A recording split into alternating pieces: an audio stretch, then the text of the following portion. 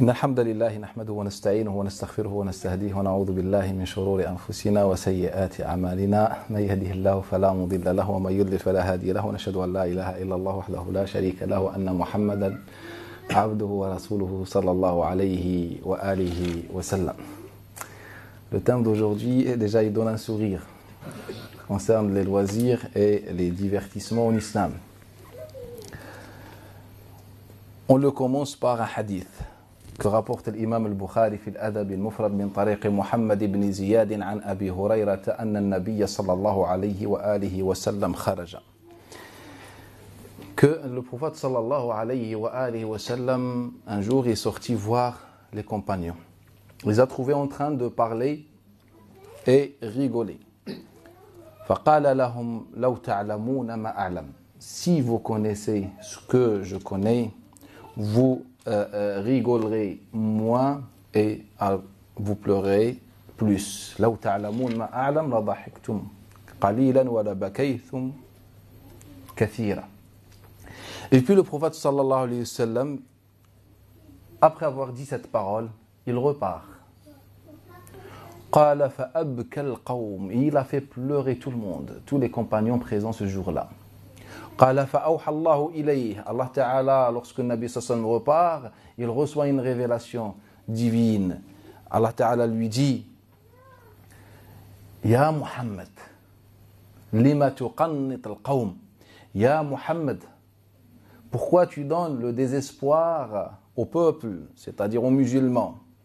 Et là, le Nabi sallallahu alayhi wa sallam est retourné dans la précipitation et il leur a dit: Abshiru wa saddidu wa qaribu. Il leur dit: Abshiru, venez à la bonne annonce. Wa saddidu wa qaribu, c'est-à-dire tenez le juste milieu. Et donc, le Nabi sallallahu alayhi wa sallam, bien sûr ici-là, en fait, nous donne une idée sur l'islam. Que l'islam va dans deux sens. Un sens vers le jugement dernier, c'est le rappel de la mort, c'est vivre ou bien c'est travailler pour rencontrer Allah Ta'ala.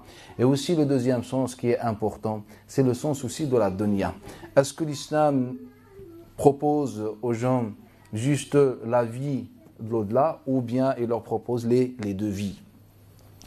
Et bien dans ce récit, on comprend que l'islam, ça veut dire deux choses.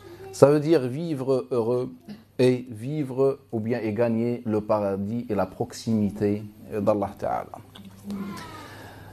Ce que les musulmans aujourd'hui sont incapables de faire, c'est de vivre pour les deux objectifs. L'objectif de dunya et l'objectif de l'akhirah. À tel point, à chaque fois on veut on veut un peu s'amuser ou bien on veut un peu rigoler ou faire des différents divertissements, peu importe, et bien toujours on doit faire face à quelqu'un qui nous dit: mais il faut évoquer Allah, mais vous êtes en train de perdre votre temps alors que la dunya n'est qu'une passerelle. Vous êtes en train de négliger, vous pouvez dans ce cas-là, vous pouvez négliger les heures de la prière, etc. Toujours il y a ce genre de prétexte. Ce récit-là est suffisant pour balayer et éliminer ces idées. Et cela, on l'a déjà vécu. Un jour, on a dit la même chose à un compagnon qui était en train de chanter, de chanter en bougeant sa tête. Il s'agit de Al-Barra ibn Malik, le frère de Anas ibn Malik. C'est un récit qui est rapporté par l'imam al-Bayhaqi, l'imam ibn Abi Shayba, Abd al-Razzaq et d'autres d'après Thumama, d'après Anas ibn Malik. Également, Muhammad ibn Sirin, d'après lui, il est notoire, d'après Anas ibn Malik. Hamad, d'après Thabit al-Bunnani, d'après Anas ibn Malik. Bref, il est notoire. Un jour, Anas ibn Malik voit son frère Al-Barra ibn Malik allongé, en train de chanter et bouger sa tête. Et il lui a dit: au lieu de faire dhikr, d'invoquer Allah Ta'ala, de réciter, de prier, tu es en train de chanter? Et là le frère lui dit: Atarani ala firash al-maut, me vois-tu sur le lit de la mort, dans mes derniers instants de la mort, de la vie? Me vois-tu en train de mourir pour me dire il faut invoquer Allah? Sache que j'ai fréquenté le Nabi sallallahu alayhi wa sallam et à ses côtés j'ai tué 100 mushriks. C'est-à-dire une métaphore, que j'ai vécu des épreuves avec le Nabi sallallahu alayhi wa sallam et aujourd'hui tu viens me dire il faut invoquer Allah Ta'ala. En fait, chaque chose dans sa place. Eh bien, ce qu'on dit, ces prétextes, c'est ce que les gens aujourd'hui pensent, en fait, a été résolu dans l'histoire ou bien dans ce récit-là. Me vois-tu en train de mourir? On sait qu'il faut invoquer Allah Ta'ala, mais Allah Ta'ala nous a demandé de faire autre chose. C'est le sujet d'aujourd'hui. Un autre voit Abdullah ibn Zubayr allongé, en train de bouger la tête et aussi de chanter. Et il lui dit, qu'est-ce que tu fais, Ibn Zubayr, le fils de Zubayr ibn Awam et de Asma, le petit-fils d'Abu Bakr as-Siddiq, radiyallahu anhu, wa an abihi wa jaddih. Et donc il était en train de chanter et bouger sa tête. Il était dans un autre monde. Un homme lui dit, mais qu'est-ce que tu fais, ô compagnon du messager d'Allah? Et là, Abdullah ibn Zubayr se relève et il lui dit, je n'ai jamais vu un muhajir, ou bien tous les muhajirines que j'ai vus, ils chantaient. Ils chantaient, c'est-à-dire dans un état d'esprit, dans une jouissance, ils chantaient, c'est-à-dire en bougeant les têtes, etc. C'est un récit qui est rapporté par Wahb ibn Kaysan, d'après Abdullah ibn Zubayr. Donc, en vérité, ou bien en conclusion, que dans l'islam, Allah Ta'ala, ou bien l'islam, préserve ce côté-là, le côté des loisirs et les divertissements. Les loisirs et les divertissements. Un jour, on était dans la présence de nombreux compagnons, et ce sont les grands compagnons. Il y avait Abdurrahman ibn Auf, il y avait Abu Ubaïda ibn al-Jarrah, il y avait Omar ibn Khattab, et d'autres. Comme il rapporte l'imam al-Bayhaqi ibn Asakir, d'après Qais ibn Abi Hudhayfa, d'après Khawat ibn Jubayr, et aussi d'après Zuhri, d'après Sa'ib ibn Yazid. Et donc, Khawat ibn Jubayr nous raconte qu'ils étaient en route pour aller faire le pèlerinage avec ses compagnons. Et puis les compagnons lui ont demandé de chanter. Et Khawat ibn Jubayr commence à chanter. Lorsque Omar ibn Khattab arrive, il lui demande ce qu'il est en train de faire. Et il lui dit, Ya Omar, inna nalhu wa nuqassir an anfusina. Nous sommes en train de faire lahu, le divertissement, et de soulager un peu sur nos nefs, alors qu'ils étaient sur le chemin du pèlerinage. Et là, Omar ibn Khattab, il lui dit, mais dans ce cas-là, pourquoi tu ne chantes pas les chants de Dirar ibn al-Khattab? Et puis il s'est dirigé vers eux. Laissez-le chanter de ce que son nefs sort, c'est-à-dire de sa propre poésie. Et donc il a dit, j'ai continué le chant. Et c'était l'heure de dormir, avant as-sahur, avant l'aube, Abu Ubaïda ibn al-Jarrah m'a demandé de venir avec lui, et il m'a demandé de lui chanter, et je lui chantais jusqu'à la prière de Subh, alors que les autres sont partis dormir. Et donc Khawat ibn Jubayr nous dit que nous, on est en train de faire Allahu, de s'amuser, de rigoler, de passer un bon moment ensemble, en train de chanter.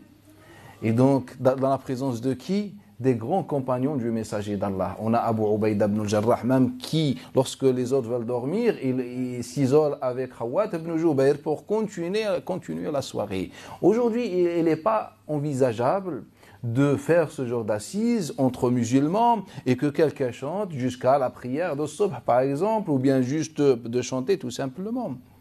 Alors que cela était très courant et répandu dans l'époque de Nabi sallallahu alayhi wa sallam. Si vous voulez des exemples parmi les divertissements dans l'époque de Nabi sallallahu alayhi wa sallam, pour avoir un peu une idée plus claire et une idée, très proche et plus proche de la sunna de Nabi sallallahu alayhi wa sallam, par exemple, comme les blagues ou les plaisanteries, etc., étaient très présentes dans la vie du prophète sallallahu alayhi wa sallam, à tel point que les compagnons ont dit, Ya Rasulallah, mais tu fais beaucoup de plaisanteries, ya Rasulallah. Le hadith de Saïd ibn Abi Saïd al-Maqbouri d'après Abi Huraira et d'Abu Bakr ibn Abdullah al-Muzni d'après Abdullah ibn Omar. Donc à tel point que les compagnons ont remarqué que le Nabi sallallahu alayhi wa sallam faisait beaucoup de plaisanteries. Ya Rasulallah, tumazi'una, mais tu fais beaucoup de plaisanteries. Et là, le Nabi sallallahu alayhi wa sallam, naam, si, je plaisante, mais je ne dis que la vérité. Je ne dis que la vérité. La différence entre le messager et nous, c'est que le messager, même dans la plaisanterie, il nous enseigne notre religion. Et nous, dans la plaisanterie, on est en train de s'amuser, de soulager un peu, comment dire, pour se reposer, tout simplement. Je vous donne un exemple sur les plaisanteries de Nabi sallallahu alayhi wa sallam. Le hadith que rapporte Humayd, d'après Anas ibn Malik, et de Abi Ma'shar. Ou bien on commence par le récit de Qatada d'après Saïd ibn Musayyib d'après Aïcha et Mujahid d'après Aïcha, rapporté également par Hassan al-Basri Mursala.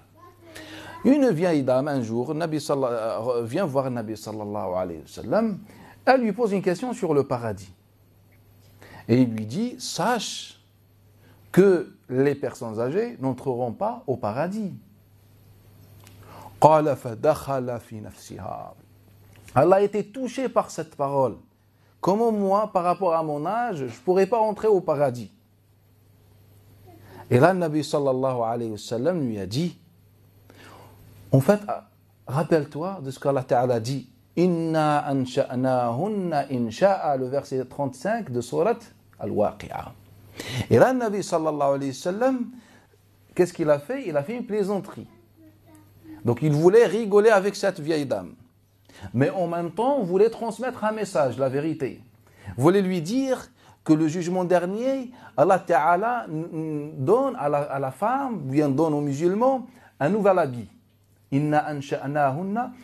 Par curiosité, j'ai ouvert le Coran traduit et je suis tombé sur la traduction qui n'a aucun rapport avec le sens du verset. Aucun rapport avec le sens du verset. Allah Ta'ala, dans ce verset, déjà ce que Nabi Sallam dit, en fait, toi, ô vieilles dames, les personnes âgées, des hommes ou des femmes, ils vont avoir une nouvelle vie au jugement dernier, ou bien une nouvelle création. Une création qui est compatible au paradis, avec le paradis. Et donc, nous, comment on a traduit le verset? On a dit, non, en fait, il parle de l'hur. Alors que le Nabi Sallam parle de cette femme. Sauf si on dit que l'hur veut dire les femmes de la dunya, ce qui est dans le Coran al-Karim.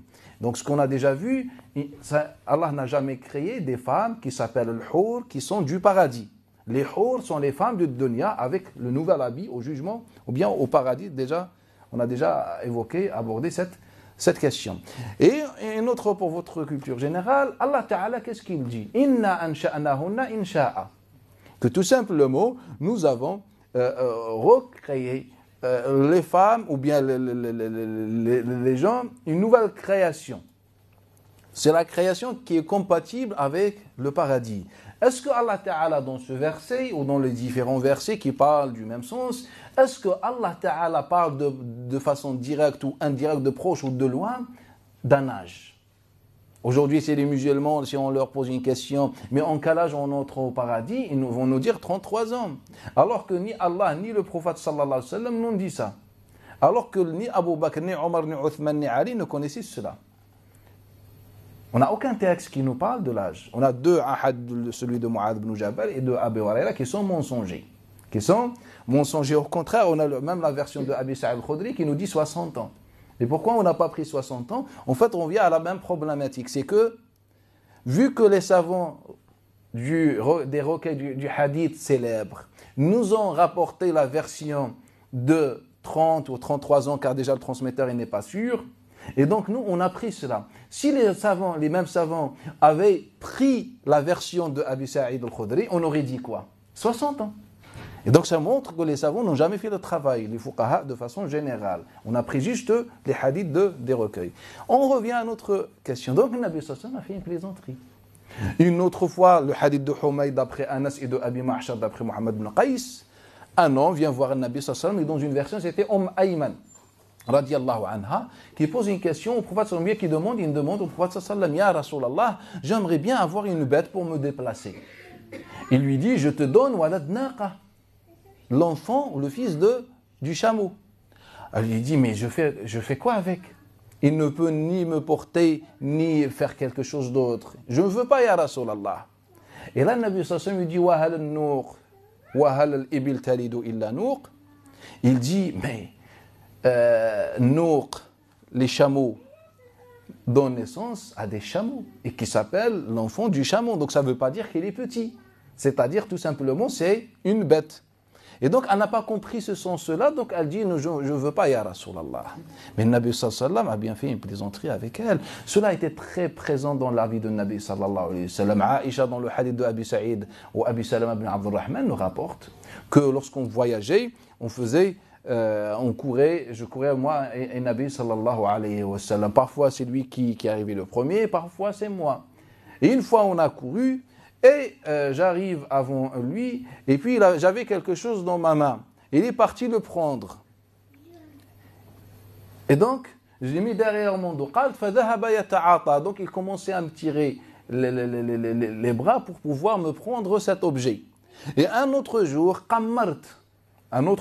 qu'est-ce que j'ai fait?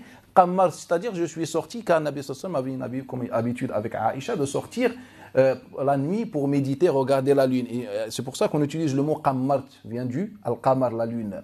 Et donc une nuit, je suis sorti regarder la lune. Et quand j'ai vu le Nabi sallallahu alayhi wa sallam apparaître, qui arrive, qu'est-ce que j'ai fait? Je me suis caché, je suis rentré, et puis je l'ai appelé de la maison. Je suis à la maison, je t'attends pas, je suis pas dehors.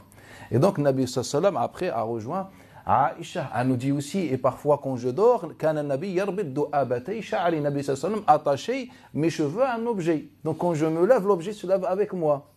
Et donc c'est Nabi sallallahu alayhi wa sallam le faisait. Et un jour dans le hadith de Abi Salama d'après Aïcha radiyallahu anha, Saouda bin Zam'a nous a ramené le harira. Donc le harira qui veut dire harira tout simplement. Le harira c'est une tradition aussi qui existait dans l'époque de Nabi sallallahu alayhi wa sallam. Et on dit le harira, on dit le khazira. Donc dans l'époque de Nabi sallallahu alayhi wa sallam, ils avaient un plat qui s'appelle le harira. Donc c'est le harira qui est connu chez les maghrébins. Et aussi al khazira qui est fait de la même façon, mais pas avec la farine, avec ce qu'on appelle le nukhala, bref. Et donc, Saouda nous a ramené au prophète sallallahu alayhi wa sallam le harira. Alors que c'était mon jour avec le Nabi sallallahu alayhi wa sallam. Qu'est-ce que j'ai fait? J'ai pris un peu de harira et j'ai jeté sur son visage, le visage de Saouda. Et après, qu'est-ce qu'elle a fait, Saouda, elle a repris, après, elle m'a mis le harira sur mon visage. Donc, on a commencé d'échanger des coups. Et le Nabi sallallahu alayhi wa sallam en train de rigoler. Et donc, le Nabi sallallahu alayhi wa sallam n'était pas la personne que beaucoup de musulmans pensent que c'était faire. Non, en fait, ça fait partie de la religion, et c'est ce que les compagnons radiallahu anhum faisaient dans la mosquée, comme il rapporte Bakr ibn Abdullah al-Muzni. Il a dit, j'ai vu les compagnons dans la mosquée en train de faire yatabadaloun bi qushur al-battikh, c'est-à-dire le reste des fruits, la peau des fruits, etc. Donc ils faisaient des bagarres avec ça dans la mosquée. Il s'agit des compagnons du messager d'Allah Ta'ala. Combien d'exemples on a dans l'époque de Nabi sallallahu alayhi wa sallam? Prenez juste l'exemple de Nu'ayman ibn Amr, sur qui Nabi sallallahu dans le hadith de Muhammad ibn Sirin, il nous dit, personne, vous n'avez pas le droit de dire, de parler mal sur un Nu'ayman, c'est un homme qui aime Allah et son messager, le hadith de Muhammad ibn Sirin. Et en fait, c'est Nu'ayman ibn Amr, c'est un compagnon qui a assisté à la bay'a des 70, la dernière bay'a. Et il a assisté à la bataille de Badr, c'est-à-dire c'est un ancien compagnon de l'Ansar. Et c'était quelqu'un de drôle. Il rigolait souvent, il faisait beaucoup de plaisanteries. Un jour, comme il rapporte Hisham d'après Urwa et Mus'ab ibn Abdullah Zubayri d'après son grand-père, il nous rapporte qu'un jour, Makhram ibn Nawfal al-Qurashi, le père de Miswar, qui était un compagnon, il avait 115 ans, il était vieux, il avait perdu la vue. Et un jour, il rentre à la mosquée, donc il prie, et puis il avait envie de faire ses besoins, uriner. Et donc quelqu'un qui ne voit pas, qui est aveugle, et donc il cherchait, etc. Il pensait qu'il était sorti de la mosquée. Et donc il se préparait pour uriner. Et donc les gens l'ont vu et commençaient à crier sur lui. Il y avait le Hassan, le fils de Ali ibn Abi Talib et d'autres. Tu es encore dans la mosquée, tu es encore dans la mosquée. Qu'est-ce que Nu'ayman va faire? Nu'ayman ibn Amr ibn Rifa'a radiyallahu anhu va prendre la main de Nawfal, Makhrama ibn Nawfal al-Qurashi, il va lui dire, viens, je te fais sortir de la mosquée. Et ben, il a mis, en fait, il a fait retourner au milieu de la mosquée. Et il a uriné dans la mosquée. Et là, les gens, ils se sont jetés sur le Makhrama al-Qurashi pour le faire sortir. Qu'est-ce que tu fais? Là, on est après l'époque de Nabi sallallahu alayhi wa sallam. Donc, il s'est énervé. Et il a juré que s'il croise Nu'aym, de lui mettre des coups sur sa tête. Et un jour, Nu'ayman, quelques jours plus tard, Nu'ayman va le revoir. Donc c'est quelqu'un qui est aveugle. Il va lui dire, en fait, je vois Nu'ayman, si tu veux, que je te ramène devant lui et tu le frappes. Il est en train de prier, alors que c'est Nu'ayman qui parle. Et donc, il était content. Et il le ramène, et c'était Uthman ibn Affan qui était en train de prier. Et il prend un bâton et il commence à taper Uthman ibn Affan dans la prière. Et Uthman ibn Affan dans la prière, il ne bouge pas, il ne parle pas. Donc il a subi beaucoup de coups. Et Nu'ayman était tombé par terre en train de rigoler. Et puis, Banu Zuhra, le quartier, la famille de Makhrama, s'est réunie pour frapper Nu'ayman ibn Amr jusqu'à ce que Uthman ibn Affan intervienne et leur dit, voilà, laissez-le. Nabi sallallahu alayhi wa sallam nous a dit de lui qu'il aimait Allah et son messager, qu'il aimait Allah Ta'ala et son messager. Un autre jour aussi, un bédouin était venu voir le Nabi sallallahu alayhi wa sallam pour apprendre sa religion, comme les étrangers venaient apprendre la religion. Et donc il rentre dans la mosquée et il laisse sa bête devant la mosquée. Et donc Hamza ibn Abd al-Muttalib, l'oncle de Nabi sallallahu alayhi wa sallam, dit à Nu'ayman, tu n'es pas en train, regarde comment elle est grosse cette bête, etc. Ça donne envie de manger. Et donc va la battre et on la mange. Et il lui dit, mais elle appartient aux Bédouins. Et là, Hamza lui dit, mais t'inquiète pas, Nabi sallallahu alayhi wa sallam va la rembourser. Et donc Nu'ayman, après, Hamza ibn Abd al-Muttalib lui a dit, je ne vais rien dire, je ne vais pas dire au prophète sallallahu alayhi wa sallam. Donc il a entendu que ça. Et il est parti, et donc il a abattu cette bête. Et là, le bédouin ressort de la mosquée. Et il constate que sa bête était déjà morte. Il commence à crier, Ya Muhammad, Ya Muhammad. Et donc Nabi sallallahu alayhi wa sallam sort dans la précipitation, il dit, qu'est-ce qui se passe? Il lui dit, voilà ce qu'on m'a fait à ma bête. Et là, Nabi sallallahu alayhi wa sallam voit devant lui déjà Hamza ibn Abd al-Muttalib, un groupe de compagnons assis, il leur dit, mais qui a fait ça? Et donc d'autres compagnons, ils ont dit, Nu'ayman ibn Amr ya Rasulallah. Nu'ayman ibn Amr, c'est-à-dire on a trahi Nu'ayman ibn Amr. Et Nu'ayman ibn Amr était où? Était en fait, était en train de faire des trous. Le Miqdad ibn Amr, ibn al-Aswad. Et donc qu'est-ce qu'il a fait? Il s'est caché dedans. Et il a dit, couvre-moi. Et lorsque le Nabi sallallahu alayhi wa sallam suit les traces de Nu'ayman ibn Amr, il croise le Miqdad. Et il demande sur le Nu'ayman. Et le Miqdad ne répond pas, mais il fait un geste. Il lui dit comme quoi il est caché dedans. Et là, le Nabi sallallahu alayhi wa sallam le refait sortir. Le fait ressortir. Et là, lui dit, pourquoi tu as fait ça, ya Nu'ayman? Et il lui a dit, Wallahi, ya Rasulallah, ça ne vient pas de moi. Ça vient de ses compagnons face à toi, ton oncle et les autres. Et là, le Nabi sallallahu alayhi wa sallam, il nous dit les transmetteurs, il a remboursé le bédouin. Et à chaque fois, il se rappelait de ce que Nu'ayman ibn Amr, yadhak hatta tabdu nawajiduhu, jusqu'à ce qu'on voyait ses dents. Contrairement à nous, quand on est petit, même nos chouyours, nos maîtres, etc., beaucoup, peut-être pas tous, mais ils nous enseignaient que le Nabi sallallahu alayhi wa sallam n'a jamais rigolé dans sa vie. D'autres, ils nous disaient que le Nabi a rigolé 3 fois dans sa vie, etc.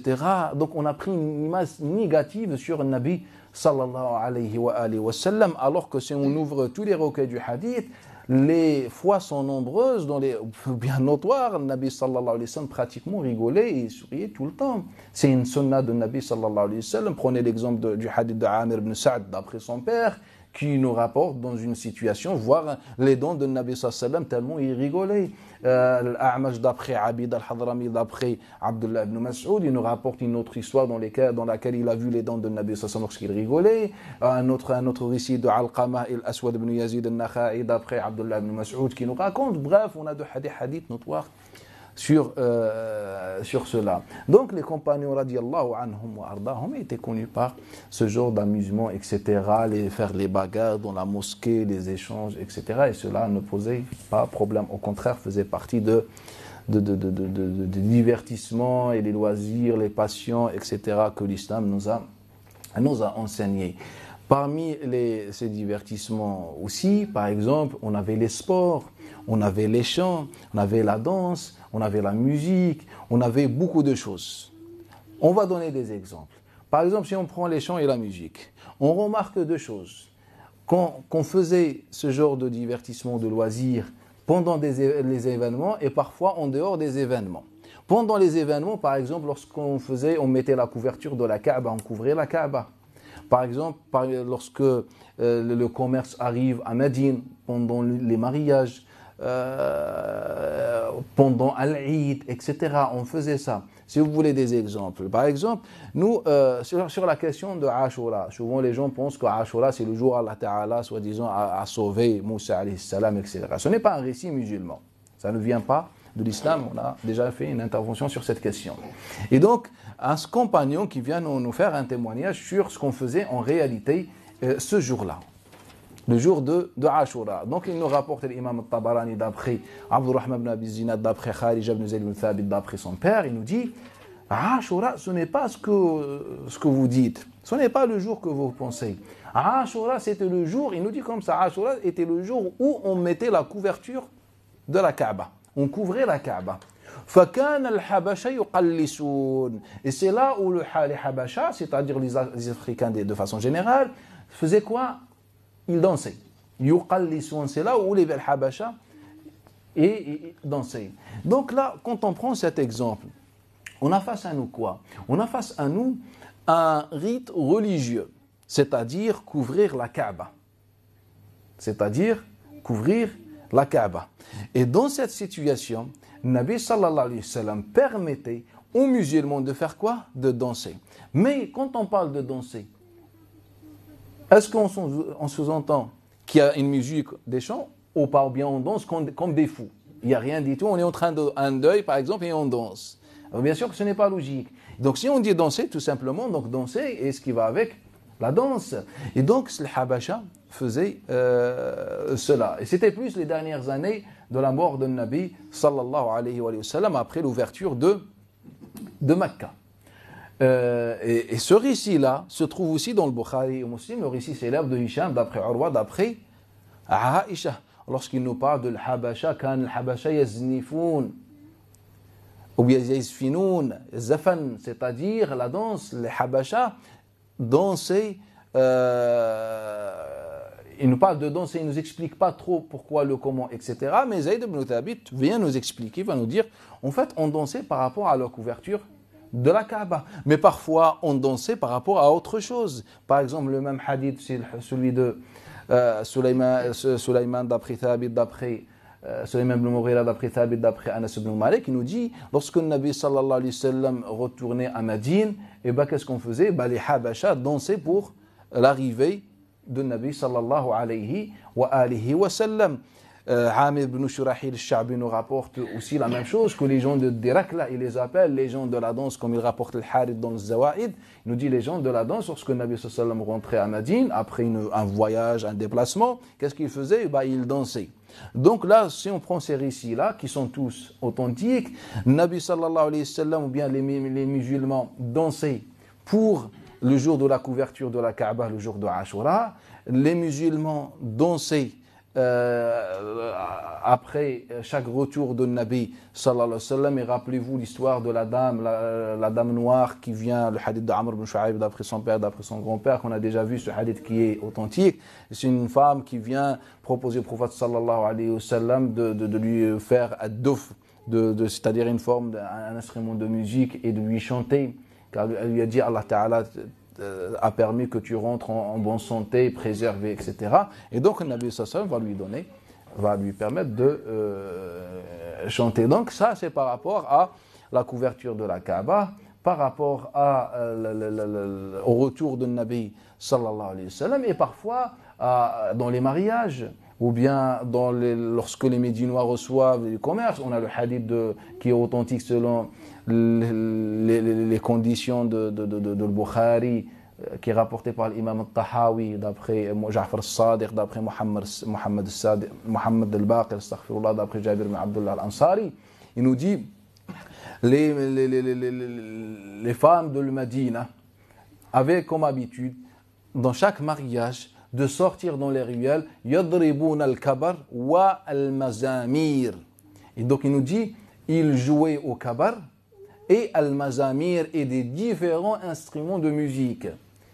Et donc il nous affirme que les Médinoises sortaient pendant les mariages, et dans une version aussi lorsque le commerce arrive à Médine, et ben les femmes sortaient en jouant aux instruments de musique. Il nous dit des différents instruments de musique. On ne parlait pas uniquement de dof. Déjà, le dof, il n'est même pas mentionné dans le récit. Donc là, ça nous donne un exemple sur cela. Il nous donne un exemple sur ce qu'on faisait dans l'époque de Nabi sallallahu alayhi wa sallam. Mais j'aimerais bien que vous méditiez avec moi. Quand on prend par exemple ce genre de récit, qu'est-ce qu'on comprend? Quand on parle des femmes ou bien des gens qui chantent, qui utilisent des instruments de musique. Donc on comprend quoi? Que les instruments de musique étaient répandus dans l'époque de Nabi sallallahu alayhi wa sallam. Donc logiquement, il y avait des gens qui les fabriquaient, ou bien les gens qui les importaient, ou bien qui les achetaient tout simplement. Donc que c'était propagé, que le Nabi sallallahu alayhi wa sallam ne disait rien. Après, on a d'autres récits dans lesquels on utilise le mot qayyina, la chanteuse. Et donc, c'est des récits, ils nous parlent aussi d'une autorisation, que quand tu es chanteur en islam, en fait, le chanteur ou la chanteuse en islam n'est pas mal vu. Au contraire. Car les autres récits qui nous parlent de façon générale, en fait, ces récits-là utilisent le mot al-qayyina qu'on va voir. Par exemple, parmi les événements, par exemple, l'Eid. Nous, on pense que l'Eid, c'est quoi? C'est juste pour revenir au premier récit qu'on a cité, on invoque Allah Ta'ala et c'est bon, c'est ça l'Eid? Non. Les compagnons, par exemple, prenaient Qays ibn Sa'd. Le hadith est d'après Ishaq al-Shabi'i, d'après Amir ibn Sharah al-Shabi, d'après Qays ibn Sa'd. D'après Hussein, d'après Shabi, d'après Qays ibn Sa'd. Ismaïl ibn Abi Khalid, d'après Shabi, d'après Qays ibn Sa'd. Il nous dit quoi? Il nous dit je remarque que vous appliquez la sunna de Nabi sallallahu alayhi wa sallam, sauf une. On lui a dit, quelle est cette sunna qu'on n'applique pas? Mais pourquoi vous ne faites pas at-taqlis dans l'Eid? Qu'est-ce que at-taqlis? Eh bien, at-taqlis, c'est déjà expliqué dans le récit, c'est le fait que des filles ou des jeunes filles jouent aux instruments de musique. Et elle leur dit, je vous vois appliquer la sunna de Nabi sallallahu alayhi wa sallam, sauf il vous manque une sunna. C'est quoi cette sunna? La sunna de taqlis. Nous, aujourd'hui, dans l'Eid, on dirait c'est un deuil, ce n'est pas un Eid. On dirait on va faire un enterrement. On fait l'Eid et on échange les salams et puis chacun rentre chez lui. On se permet de manger un peu de gâteau, mais il faut faire que dhikr. Alors que ce n'est pas l'islam. Ce compagnon nous dit, en fait, vous avez négligé une sunna. Quelle est cette sunna? Il nous dit, en fait, la musique. Donc, c'est une sunna qui a été négligée depuis bien longtemps. La sunna de la musique selon ce compagnon. Et parfois, il y avait la musique, ou bien de façon générale, dans toute l'année, il y avait la musique présente dans la vie de Nabi sallallahu alayhi wa sallam et chez les compagnons.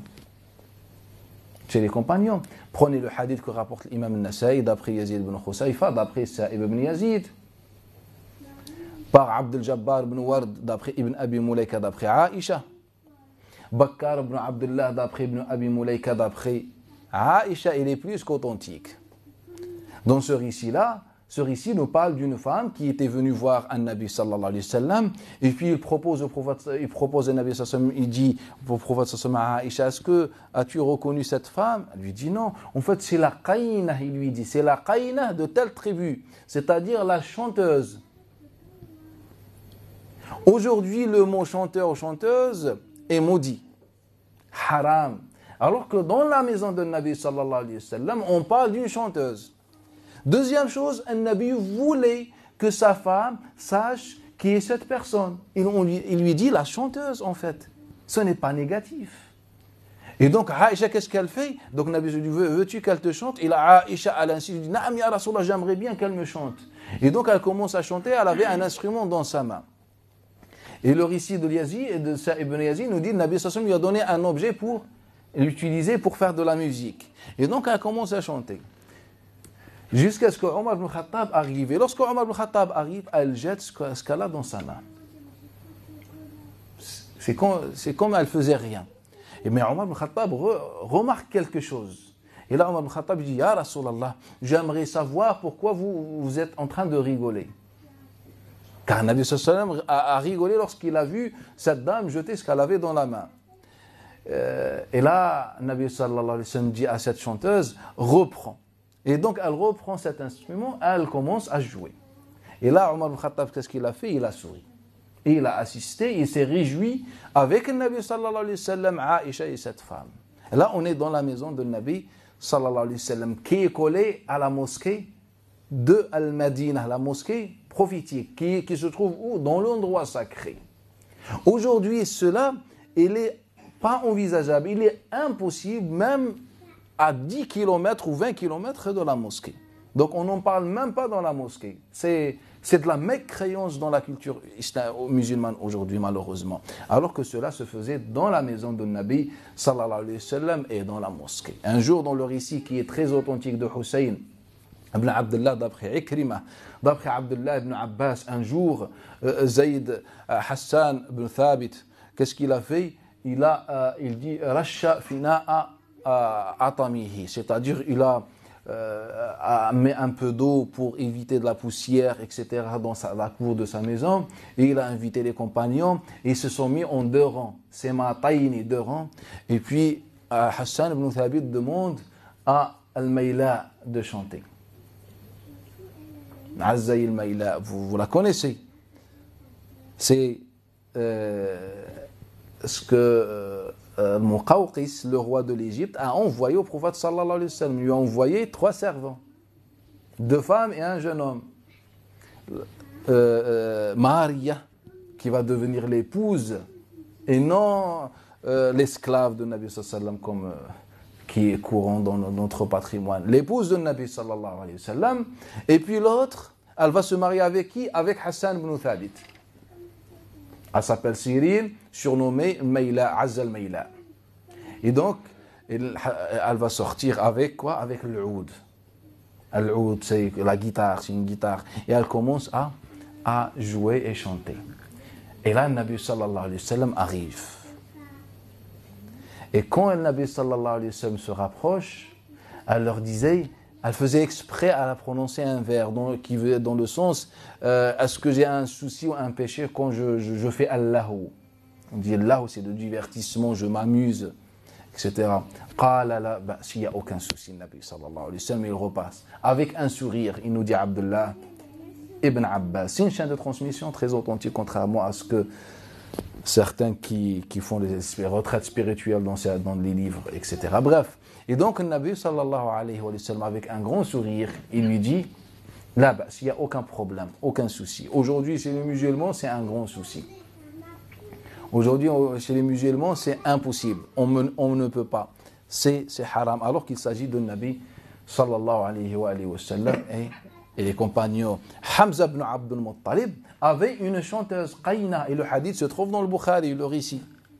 Il est dans le Bukhari, d'après Zuhri, d'après Ali ibn Hussein ibn Ali ibn Abi Talib, d'après son père, d'après son grand-père, Ali ibn Abi Talib, que Hamza ibn Abdul Muttalib et de nombreux compagnons de l'Ansar assistaient à une assise de chant animé par une chanteuse qui était la servante de Hamza ibn Abdul Muttalib. Le récit se trouve dans l'authentique de Muslim. On a de nombreux récits qui témoignent que dans cette époque, l'époque de Nabi sallallahu alayhi wa sallam, les musulmans avaient le temps, avaient le haqq, le droit de s'amuser, de vivre, de pratiquer leur, je ne sais pas, loisirs, ce qu'ils veulent, etc., contrairement à aujourd'hui. Donc l'islam, ce n'est pas que invoquer Allah comme dans le premier ici. En fait, l'islam, c'est les deux sens.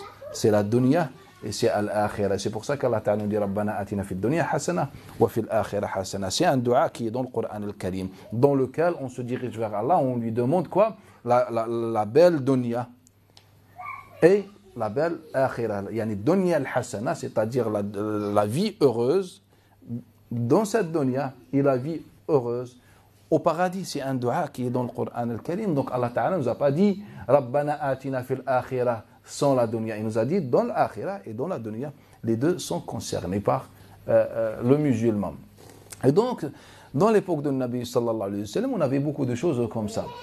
Que les compagnons s'assoyaient, parlaient, rigolaient. De nombreux compagnons comme Jabir ibn Samurah, d'autres, il nous dit, Zayd ibn Thabit, il nous dit, j'étais le voisin de Nabi sallallahu alayhi wa sallam, et à chaque fois il recevait un verset, il me convoquait, et je venais, je restais avec lui, et il y en a qui parlaient, qui chantaient les chants de Jahiliya, d'autres qui parlent de leur passé dans le Jahiliya, et Nabi sallallahu alayhi wa sallam était avec nous, avec son sourire. C'était ça, Nabi sallallahu alayhi wa sallam. C'était pas un autre personnage dont les chouïrs ou le prédicateur ne parlent. Nabi sallallahu alayhi wa sallam était un homme comme les hommes, il était le meilleur des hommes. Il était là pour transmettre sa religion, et parmi sa religion, c'est pour ça que Nabi sallallahu alayhi wa sallam dit pour que les autres sachent que dans notre religion, il y a le fusha. Il y a une possibilité de s'amuser, il y a une possibilité d'être heureux. Ça a un objectif dans ad-din. Parmi aussi les récits, par exemple les sports, et dans l'époque de Nabi sallallahu alayhi wa sallam, il y avait beaucoup de sports. On avait par exemple la chasse, on avait par exemple les courses de chameaux, les courses de chevaux, les courses à pied, on avait les luttes, les combats, parmi on avait la nage, on avait le foot ou le ballon si vous voulez dire. On avait beaucoup de sports dans l'époque de Nabi sallallahu alayhi wa sallam. Par exemple, la nage, il nous rapporte Ibn Abi Mulaika, il nous dit que le Nabi sallallahu alayhi wa sallam sortait au Ghadir, le Ghadir de Medina, le fleuve de Al-Madina, et il se mettait lui et les compagnons en deux lignes, en face à face, en deux lignes. Et donc, Nabi sallallahu alayhi wa sallam, et la règle du jeu, c'est-à-dire les premiers qui se touchent, et ben c'est les gagnants. Et donc, chacun devait nager vers son coéquipier. Et donc, le Nabi sallallahu alayhi wa sallam, souvent arrivait le premier et il touchait Abu Bakr as-Siddiq, le premier qui était face à lui. Et le Nabi nous explique déjà, comme il nous rapporte l'imam Ibn Sa'd, en fait, il nous dit, grâce à mes nombreuses visites avec ma mère dans sa famille, la famille de ma mère, de Amina bint Wahb, grâce à ces nombreuses visites que j'ai appris la nage, car les gens de Makka généralement n'étaient pas trop dans la nage, mais les Médinois étaient beaucoup dans la nage. Donc le Nabi sallallahu alayhi wa sallam, à force de visiter avec sa mère quand il était tout petit, et c'est là où le Nabi sallallahu alayhi wa sallam a appris la nage. Et les compagnons disaient Kana Nabi sallallahu alayhi wa sallam yuhib, il aimait les gens qui savaient nager, etc. Parmi aussi ce que l'on faisait dans l'époque de Nabi sallallahu alayhi wa sallam, la marche avec aux pieds nus, comme il nous rapporte l'imam al-Jurayri, d'après Fadal ibn Ubayd, il nous dit que le Nabi sallallahu alayhi wa sallam parfois nous ordonnait de marcher pieds nus. Et ça c'était courant quand on prend les différents récits avec ceux de Aïcha radiallahu anha, il marchait, il sortait marcher à pieds nus pour faire de la marche, etc. Donc on n'était pas que dans la prière, on n'était pas que dans la récitation, on était aussi dans la dunya, et cela fait partie de notre religion, c'est une adoration aussi. Par exemple, ils avaient ce qu'on appelle le kurraj, ou traduit, ou lorsqu'on a arabisé le mot, on l'a appelé al-kurah, qui veut dire le ballon ou la balle. C'est un mot perse, et les personnes disaient al-kurraj. Donc c'était les transmetteurs nous disent il avait la forme d'une pastèque. Donc la pastèque a laquelle forme? C'est la forme de la balle, du ballon qu'on a aujourd'hui. Et donc Shu'ba d'après Amr ibn Murra, d'après Abi al-Bakhtari. On a le récit par exemple de Ibn Jurayj d'après Amr ibn Dinar et d'autres récits qui viennent nous témoigner que les gens de Mecca faisaient des équipes et ils jouaient au Qurraj. Après, on n'a pas de règles, on n'a pas de détails, on n'a pas assez de récits pour savoir un peu les règles pratiquées à l'époque, mais ce qui est sûr, c'est que ce sport existait dans l'époque de Nabi sallallahu alayhi wa sallam. Donc ça fait partie du quotidien des musulmans, Donc on n'était pas que dans ça. Par exemple, après ce qu'on a constaté dans la Sira, on a remarqué, c'est après chaque bataille, à chaque voyage, sur le chemin de retour, les musulmans ne rentraient pas de façon, ou bien rentraient tout simplement à Médine. En fait, le Nabi sallallahu alayhi wa sallam organisait tout le temps, pratiquement dans tous ses voyages avec les compagnons, sur le chemin de retour, il organisait quoi? Des courses entre les musulmans. Et souvent, le Nabi sallallahu alayhi wa sallam donnait sa bête à des compagnons pour les conduire, etc. Donc, j'aimerais bien que vous viviez ces instants avec le Nabi sallallahu alayhi wa sallam. On est sur le chemin du voyage et puis le Nabi sallallahu alayhi wa sallam nous appelle. Voilà, on commence à courir. On est dans la mosquée, on est en train de faire les bagarres avec par exemple les pots de fruits, etc. On est en train de réciter, de chanter, on est en train de jouer, de s'amuser. On a Nu'ayman ibn Amr. En fait, c'était une vie radicalement différente que la nôtre. Aujourd'hui, on est trop sérieux. À tel point qu'on pense qu'on est meilleur que le Nabi sallallahu alayhi wa sallam et les compagnons. On est meilleur que le Nabi sallallahu alayhi wa sallam. Par exemple, qu'on a parlé tout à l'heure de Nu'ayman ibn Amr. Déjà, la première question qu'un musulman va poser, mais comment un compagnon peut pousser quelqu'un à salir la mosquée? Déjà, cette question. Car on est tellement obsédé par le halal ou le haram et le fiqh, les questions juridiques, qu'on va directement être orienté à cette question. Alors que dans l'époque des compagnons, on a joué, on a rigolé, bien on nettoie la mosquée. Et alhamdoulilah. Il est où le problème? Il n'y a aucun problème. En fait, le problème, c'est dans nos têtes. On est en train de couvrir à la Kaaba et des gens en train de danser. On est dans la maison de Nabi sallallahu alayhi wa sallam, une femme en train de jouer à la musique. Et c'est le Nabi qui lui donne l'instrument de musique. Et Nabi sallallahu alayhi wa sallam a bien écouté la musique. Prenez le hadith que tous les chouïrs musulmans, sans exception, l'ont authentifié. Il n'y a pas de divergence sur l'authenticité de ce récit entre les savants musulmans. C'est le hadith de Al-Hassan d'après Muhammad ibn al-Hanafiya, son père, d'après son grand-père Ali ibn Abi Talib. Lorsque le Nabi sallallahu alayhi wa sallam nous parle de son enfance, de son enfance. Et quand il était avec le jeune homme,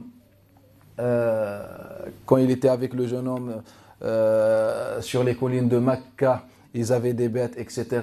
Il lui dit, et il entend un bruit, du bruit qui sort de la mosquée. Il lui dit qu'est-ce qui se passe. Au final, il va voir, etc. Mais on vous a pas donné la version authentique. On vous a raconté ce que Ibn Ishaq a dit. Mais la version authentique, et qui a été authentifiée en réalité par les savants, c'est la version qui dit je me suis beaucoup amusé avec ce son.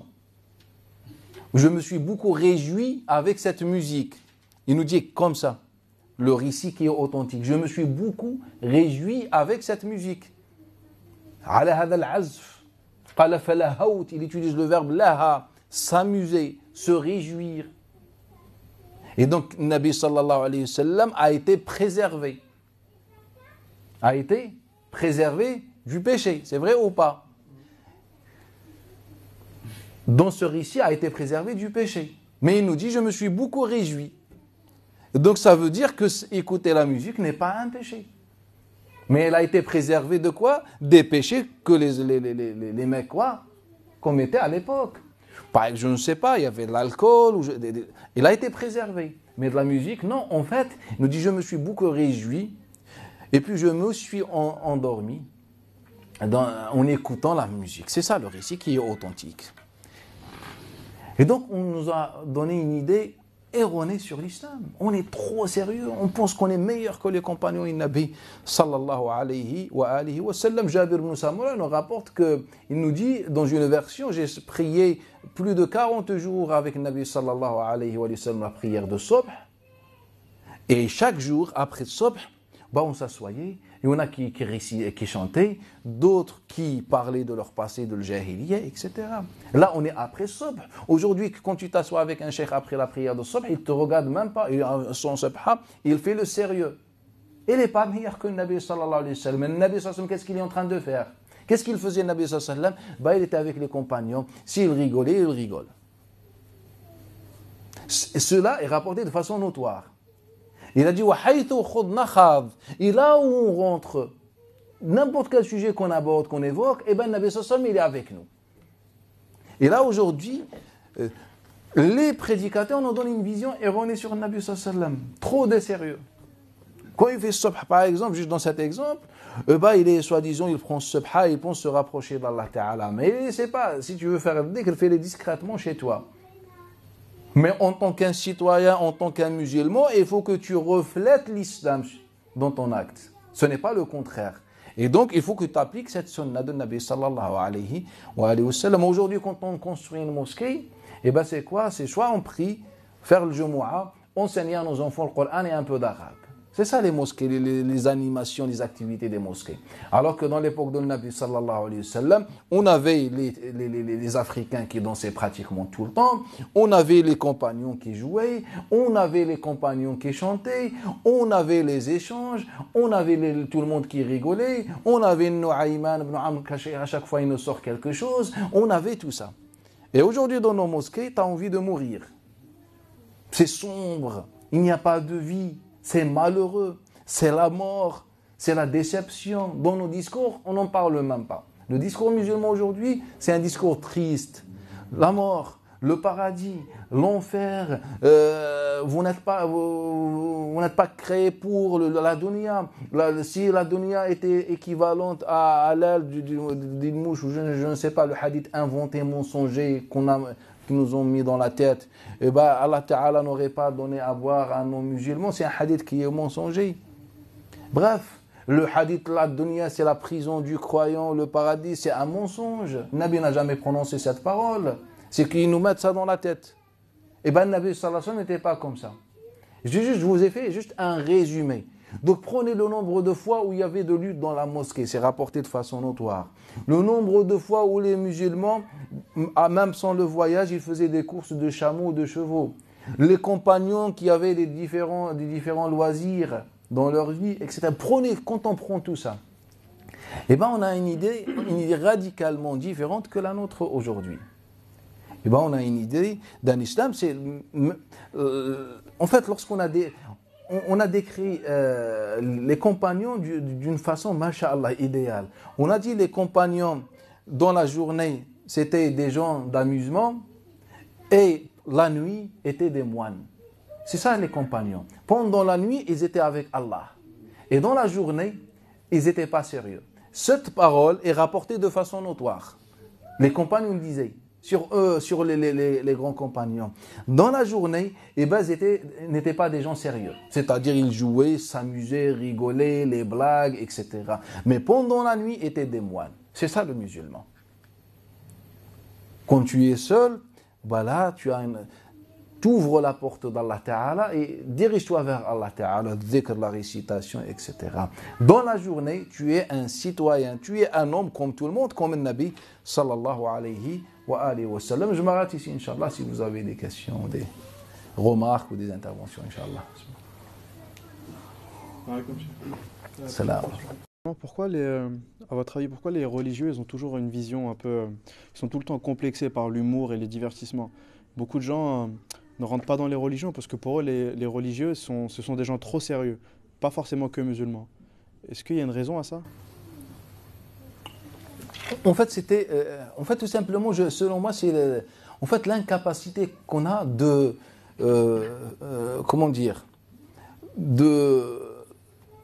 prendre les deux chemins, le chemin de dunya et le chemin d'Allah Ta'ala. Et donc souvent on est amené à faire le choix, soit Allah, soit la dunya. En fait, tu ne peux pas faire les deux. Et donc c'est ça le problème que les musulmans, comme les autres, vivent. Donc c'est ça le problème. Alors qu'en islam, tu n'es pas appelé à faire le choix.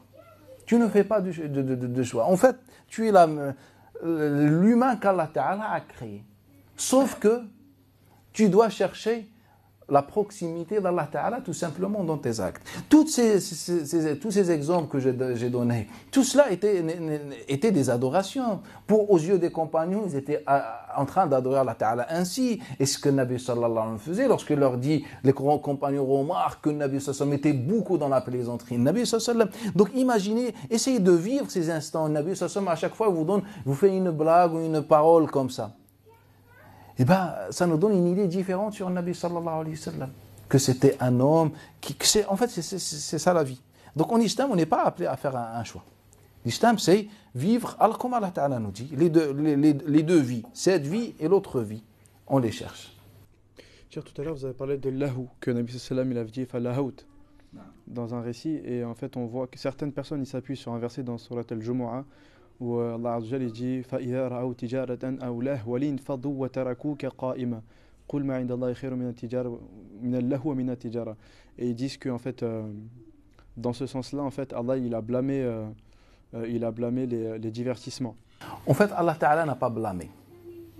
En fait, sauf qu'on ne donne pas la chance aux musulmans l'occasion de lire eux-mêmes le Coran al-Karim. Il s'agit du dernier verset de Surat al-Jumu'ah. Quel est le contexte de ce verset? Le contexte de ce verset, c'est ce que Mohammed Ja'far al-Sadiq, d'après Mohammed al-Baqir, d'après Jabir ibn Abdullah, rapporte. Et il nous dit c'était par rapport à la tradition que j'ai citée tout à l'heure. Les femmes qui sortaient avec les différents instruments de musique, qui jouaient, qui faisaient de la musique. Et donc, un jour, un jour, c'était un jour du vendredi, et les gens ont préféré aller écouter cette musique. Et ils ont laissé le Nabi sallallahu alayhi wa sallam debout, façon de parler. C'est-à-dire, il y en a beaucoup qui ont quitté Al-Jumu'ah. Mais là, avant déjà d'arriver à ce verset, quand je vous cite ce récit, par exemple, pour expliquer un peu, qui nous donne, c'est un témoignage. C'est un témoignage. Jabir ibn Abdullah, c'est un grand compagnon de Ansar, qui nous fait ce témoignage. Donc on comprend quoi? Avant qu'on arrive au verset, car le verset va descendre juste après. On comprend quoi? Qu'il y avait les instruments de musique, que c'était une tradition, que les gens avaient l'habitude. Car en fait, c'était automatique.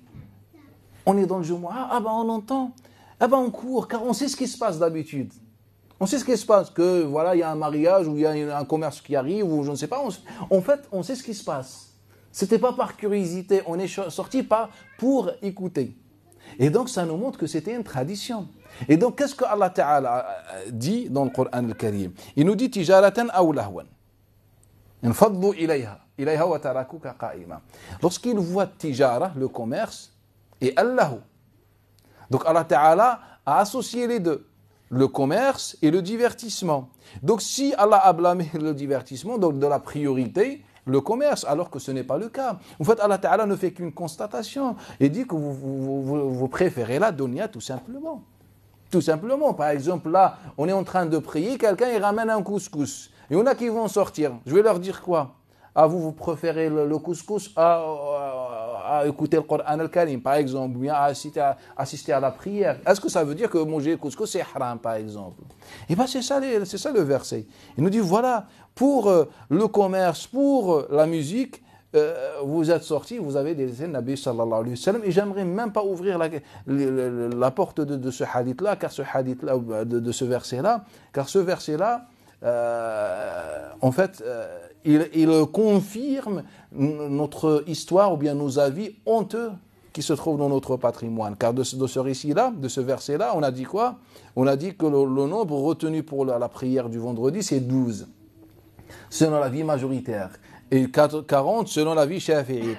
Et ça, c'est un avis honteux. Est-ce que vous savez pourquoi?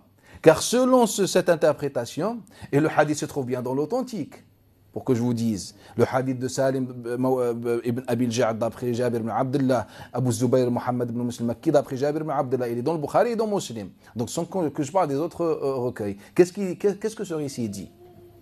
Il dit que seuls 12 compagnons qui sont restés avec le Nabi sallallahu alayhi wa sallam, ça veut dire ils étaient où les soi-disant grands compagnons?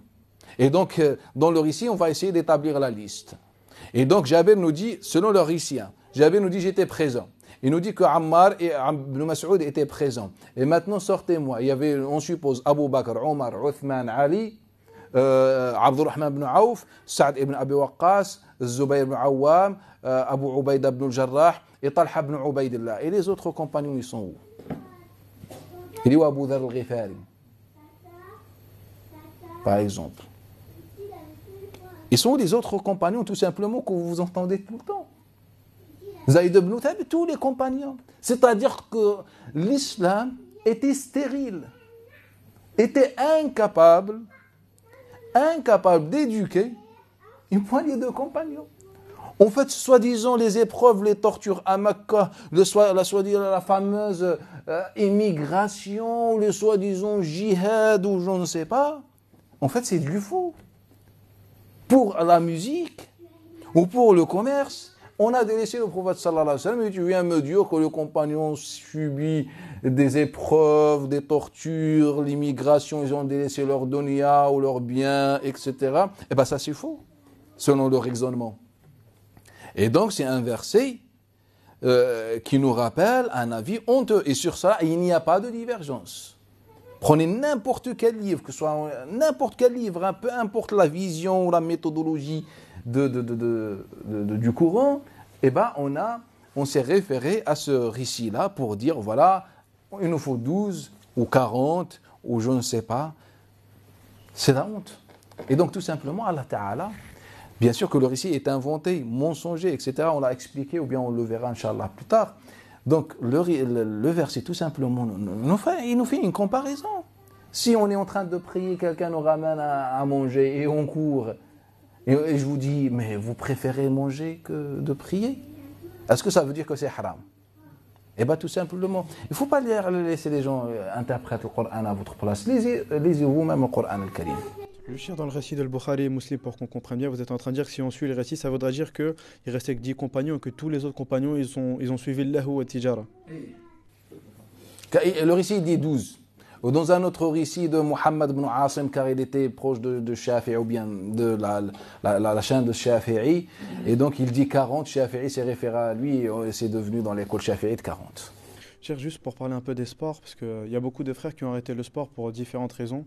Et certains ils disent qu'en fait, dans le sport, il y a certaines salutations qui ne conviennent pas à l'islam, comme par exemple faire des gestes comme ça, etc. Comme je crois que c'est dans le karaté ou je sais dans quel sport, dans le judo par exemple. Et il y a beaucoup de frères qui ont arrêté certains sports pour les salutations. Est-ce que vous voyez un mal dans les salutations du début de sport? Wallahi, cette question ne devrait même pas se poser. Et là, le Nabi sallam, quand on parle par exemple de Far'a ou al-Utayra par exemple, cette fête religieuse qu'on faisait avant l'islam, pourquoi le prophète sallam l'a accepté? Et c'est rapporté de façon notoire, on a déjà vu ce récit-là. Eh ben, il y avait des fêtes religieuses, on sacrifiait des bêtes pour les idoles, pour X raisons, que le temps, je ne sais pas, ou le soleil, ou bien le ciel nous a donné quelque chose. Bref, c'était religieuse. Et puis l'islam les a confirmées. Pour quelle raison? Car elles avaient perdu cet aspect religieux. C'était à l'ancien, c'était religieuse. Mais dans l'époque de Nabi sallallahu alayhi wa sallam, était plus une fête, une jouissance, un jour où les gens sont heureux. Tout simplement. Donc, le Nabi sallallahu alayhi wa sallam a maintenu sa tradition. Donc, nous, si on est obsédé par cette lecture, on ne va pas s'en sortir. C'est plus une maladie mentale qu'autre chose, qu'autrefois, ou bien cela était un signe ou religion, je ne sais pas. En fait, tous les gestes existants, c'est des signes religieux, si on veut bien. J'ai encore deux questions. Une, elle est à peu près comme celle-ci, mais il y a des fatwas qui interdisent la boxe. Parce qu'en fait, ils disent qu'on tape sur le visage, et donc il y a aussi beaucoup de gens qui ont arrêté la boxe, parce qu'en fait, certaines fatwas disent que la boxe est interdite parce que ça touche le visage, et donc ça peut... c'est pas bon. Non. En fait, nous, pour dire interdit, ce n'est pas Monsieur le Cheikh qui nous dit interdit. C'est Allah. Yastaftounak, qul la yuftikum. Il te demande une fatwa. Allah vous donne la fatwa. Prenez le dernier verset de Surat les femmes. Allah vous donne la fatwa, personne d'autre. Est-ce qu'Allah nous a donné une fatwa sur cette question? Non. Est-ce que le Nabi sallallahu alayhi wa sallam a donné sur cette question, nous a expliqué que c'est contraire au Coran ou pas, ou je ne sais pas? Non. Ah si. Il y a le hadith authentique, ne tapez pas le visage car Allah a créé Adam à son image. C'est une parole juive, ce n'est pas une parole de Nabi sallallahu alayhi wa sallam, tout simplement. C'est Ka'b al-Ahbar qui a prononcé, il a dit j'ai trouvé dans les anciens écrits cela, et vous prenez même le Nouveau Testament, vous allez trouver cette parole. Exactement. Il manquait juste de dire d'après le prophète sallallahu alayhi wa sallam, et ça se transforme en hadith. Et donc les savants ont pris ça, car la chaîne de transmission soi-disant authentique, ils ont dit ouais, hadith de Nabi sallallahu alayhi wa sallam. Non, c'est un hadith sur hadith juif, n'a aucun rapport avec l'islam. Chacun a sa religion. Notre religion, il n'y a pas ce hadith-là. Allah, ne tapez pas le visage, car Allah a créé Adam à son image. Ça, c'est une parole juste, ce n'est pas un hadith de Nabi sallallahu alayhi wa sallam. Mais parfois, ce hadith se rapporte de façon différente. Que Awal Zomrah, le premier groupe qui entrera au paradis, un groupe des gens qui n'ont pas de barbe, etc. Ce qu'on disait déjà hier. Des gens qui disent que la barbe est une sunna. Mais la barbe, elle est maudite, selon vos hadiths, elle est maudite au paradis. Car au jugement, le paradis, ils nous disent, voilà, et le hadith se trouve dans l'authentique. Alors que ce n'est pas un hadith, c'est une parole juive. Et donc, il nous dit que ceux qui entreront au paradis n'auront pas de barbe. Ils seront mouldan, sans barbe. À l'image de Adam. Et ils ont quoi? 70 dhira, environ 30 mètres. Et de ce hadith-là, pour faire le lien, en fait, car ce hadith de Abi Huraira, vient une autre chaîne de transmission qui se trouve dans le Sunan, comment s'appelle? Ya Allah, de Hamad ibn Salama, d'après Ali ibn Zayd ibn Jud'an, d'après Saïd ibn Musayyib, d'après Abi Huraira. En fait, c'est le même hadith qui nous parle de l'âge des gens du paradis, 30 ans, 33 ans. En fait, c'est le même hadith. Et vu qu'on a la liberté en islam, tu peux inventer tout ce que tu veux, mais juste tu pries avec nous, on dit Masha'Allah, tu es un transmetteur fiable, bah, c'est pour ça qu'on a ce genre de hadith. Donc on revient à la question. Donc Allah n'a jamais interdit, Nabi sallallahu alayhi wa sallam non plus. Deuxième chose, même quand tu respires, tu es dans le risque.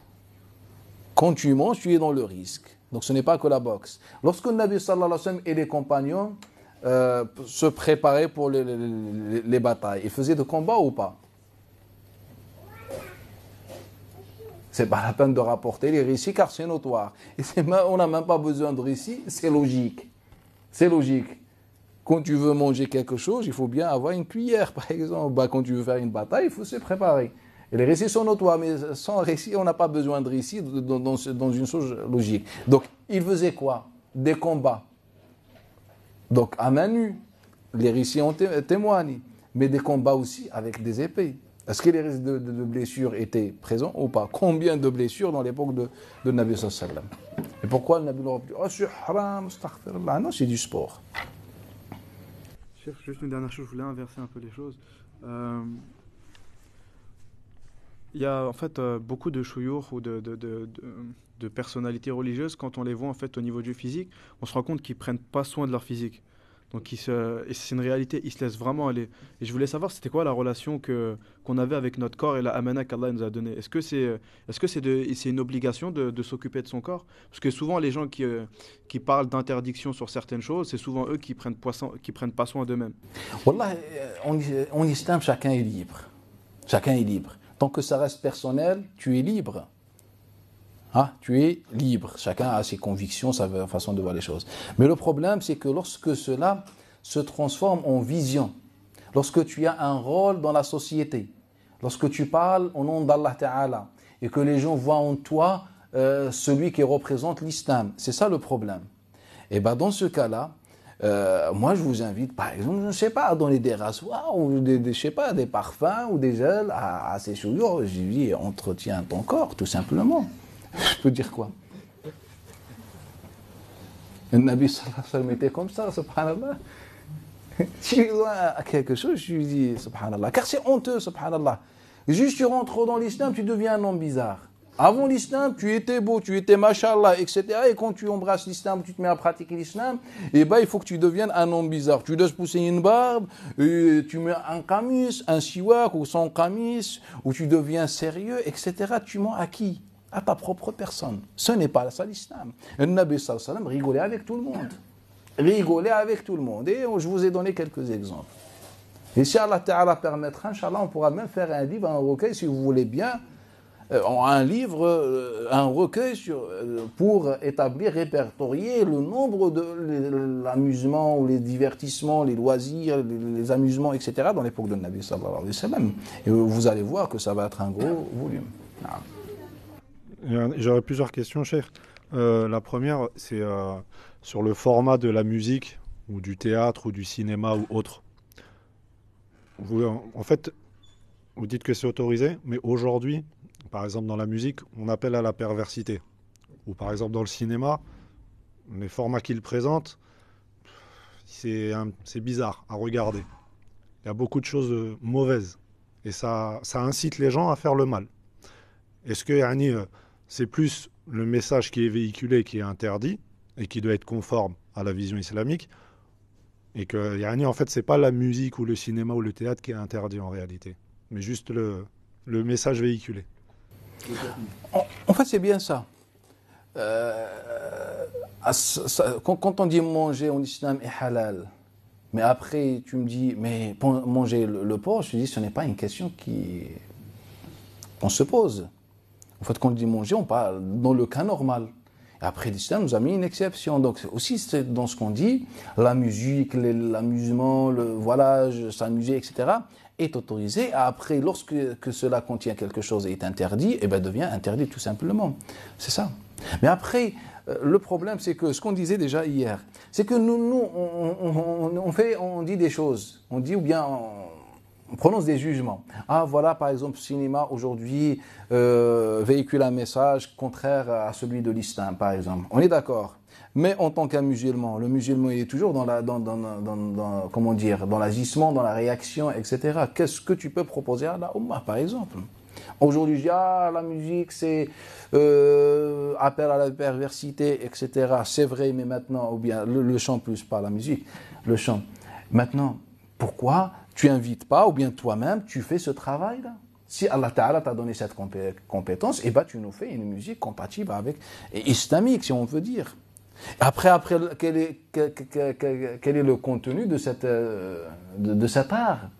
Eh ben, aujourd'hui, nous, on a certains qui veulent faire le bien, mais malheureusement, ils n'ont pas comment dire, ils sont pas instruits, ils n'ont pas les éléments nécessaires pour comprendre le din. Eh ben, ils ont, par exemple, fait des chants, ce qu'on appelle anashid, avec quelques instruments de musique, mais quand tu veux écouter ces chants, parle de quoi exactement? Ben, on n'a qu'un seul thème, c'est les madih. Que pour louer le Nabi sallallahu alayhi wa sallam, c'est positif. Mais ce n'est pas ça le chant. Si vous voulez qu'on fasse une comparaison entre les chansons de l'époque de Nabi sallallahu alayhi wa sallam et les chansons musulmanes aujourd'hui, on fait une comparaison. Par exemple, Ka'b ibn Zuhayr, ce compagnon, lorsqu'il a fait sa chanson célèbre, et sa chanson est rapportée par Ali ibn Zayd al-Jud'an, Muhammad ibn Fulayh d'après Moussa ibn Uqba, Yahya ibn Sa'id al-Ansari d'après Sa'id al-Musayyib et d'autres chaînes de transmission. Lorsqu'il a fait sa chanson, il a commencé par quoi? En fait, chez les Arabes, il y a une notion dans la poésie qui est obligatoire. Quand tu veux faire un math, une louange, ou décrire quelque chose, par exemple une femme veut décrire un homme ou un homme veut décrire une femme, et ben dans la poésie arabe, il est obligatoire de faire ce qu'on appelle un tashbib. Qu'est-ce que le tashbib? C'est obligatoire de commencer par l'amour. Il faut que tu parles de ta femme. Donc autrefois en islam, il n'y avait pas forcément une femme, ou bien ta femme, ton épouse. Mais il faut que tu parles de la femme que tu aimes. Et la femme aussi, quand elle veut faire un ghazl, une poésie, et ben aussi elle doit commencer par un tashbib. Et donc le tashbib était obligatoire. Et jusqu'à là, il est obligatoire dans la poésie arabe. Et donc, Ka'b ne va pas sortir, ne va pas faire exception. Il va commencer devant le Nabi sallallahu alayhi wa sallam et les compagnons et dans la mosquée, c'est-à-dire dans l'endroit sacré. Et il va nous dire Banat Su'ad. Il va nous parler de son amour Su'ad et son cœur brisé, etc. Il va parler de ça. Est-ce qu'aujourd'hui les musulmans tolèrent ce thème ou ce genre de propos? Viens à la mosquée et fais-nous une chanson dans laquelle tu parles d'un amour, d'une femme qui existe ou pas. Et tu nous dis, la femme que j'aime, elle m'a quitté, ou je ne sais pas, et tu commences à chanter. Est-ce qu'on peut l'accepter? Eh bien, le Nabi l'a accepté. Et donc, si nous, on n'accepte pas, bah, tout simplement, on est meilleur que le Nabi sallallahu alayhi wa sallam. que nos actes disent. Après nous, on ne reconnaît pas ça. Mais en vérité, on se considère meilleur que le Nabi sallallahu alayhi wa sallam. Azza al-Maïla, dans le récit que j'ai cité tout à l'heure, lorsque le Nabi sallallahu alayhi wa sallam est passé près d'elle, devant elle, qu'est-ce qu'elle a chanté? Elle lui a dit cette parole. Mais après, elle a enchaîné par quoi? Par la poésie de Hassan ibn Thabit. Et la poésie de Hassan ibn Thabit, c'est quoi? C'était l'amour, la question de l'amour. Et donc, en fait, le problème, c'est que nous, comment dire, on n'est pas d'accord avec des choses, mais on est incapable d'apporter quelque chose.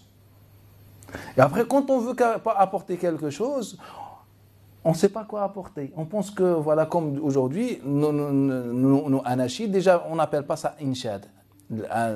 Inshad, en langue arabe, ça veut dire crier. Crier. Quand tu veux crier, on dit, il est en train de faire l'inshad. Donc, on appelle ça, en langue arabe, al-ghina. C'est juste certains, ils ont voulu par peur, car tellement on nous dit haram, haram, haram, haram, haram. Et donc, ils avaient peur d'utiliser le mot ghina, chanter. Chansons, etc. Et donc, ils ont inventé un mot qui s'appelle quoi? Al-Nashid, Al-Inshad, etc. Alors que ce n'est pas un mot que les Arabes ont prononcé pour parler de chanter. C'était parler de crier. Prenez l'exemple du hadith de Nabi dans lequel il dit celui man anshada dallatahu fil masjid, celui qui crie à voix haute dans la mosquée, j'ai perdu quelque chose, et ben vous dites la raddaha Allahu alayka, Allah Ta'ala ne te rende jamais ce que tu as perdu. Le prophète utilise le mot yanshud, man anshada, donc celui qui crie. Et donc, naam, le message il est contraire au message islamique, mais la forme, mais le principe, c'est une sunna de Nabi sallallahu alayhi wa sallam et une sunna des compagnons. Est-ce que vous pouvez expliquer dans les derniers versets de Surat al-Shu'ara, qu'Allah subhanahu wa ta'ala dit Hal unabbi'ukum ala man tanazzalu shayatin. Et qu'en gros, ça concerne les poètes, en gros. Est-ce que vous pouvez nous expliquer, le verset, il concerne quoi en fait?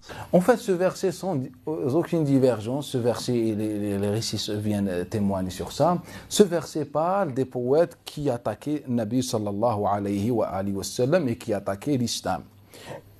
On avait un débat de plusieurs années entre l'islam et les autres, dans lequel l'islam apportait des preuves, des propositions, des échanges, etc.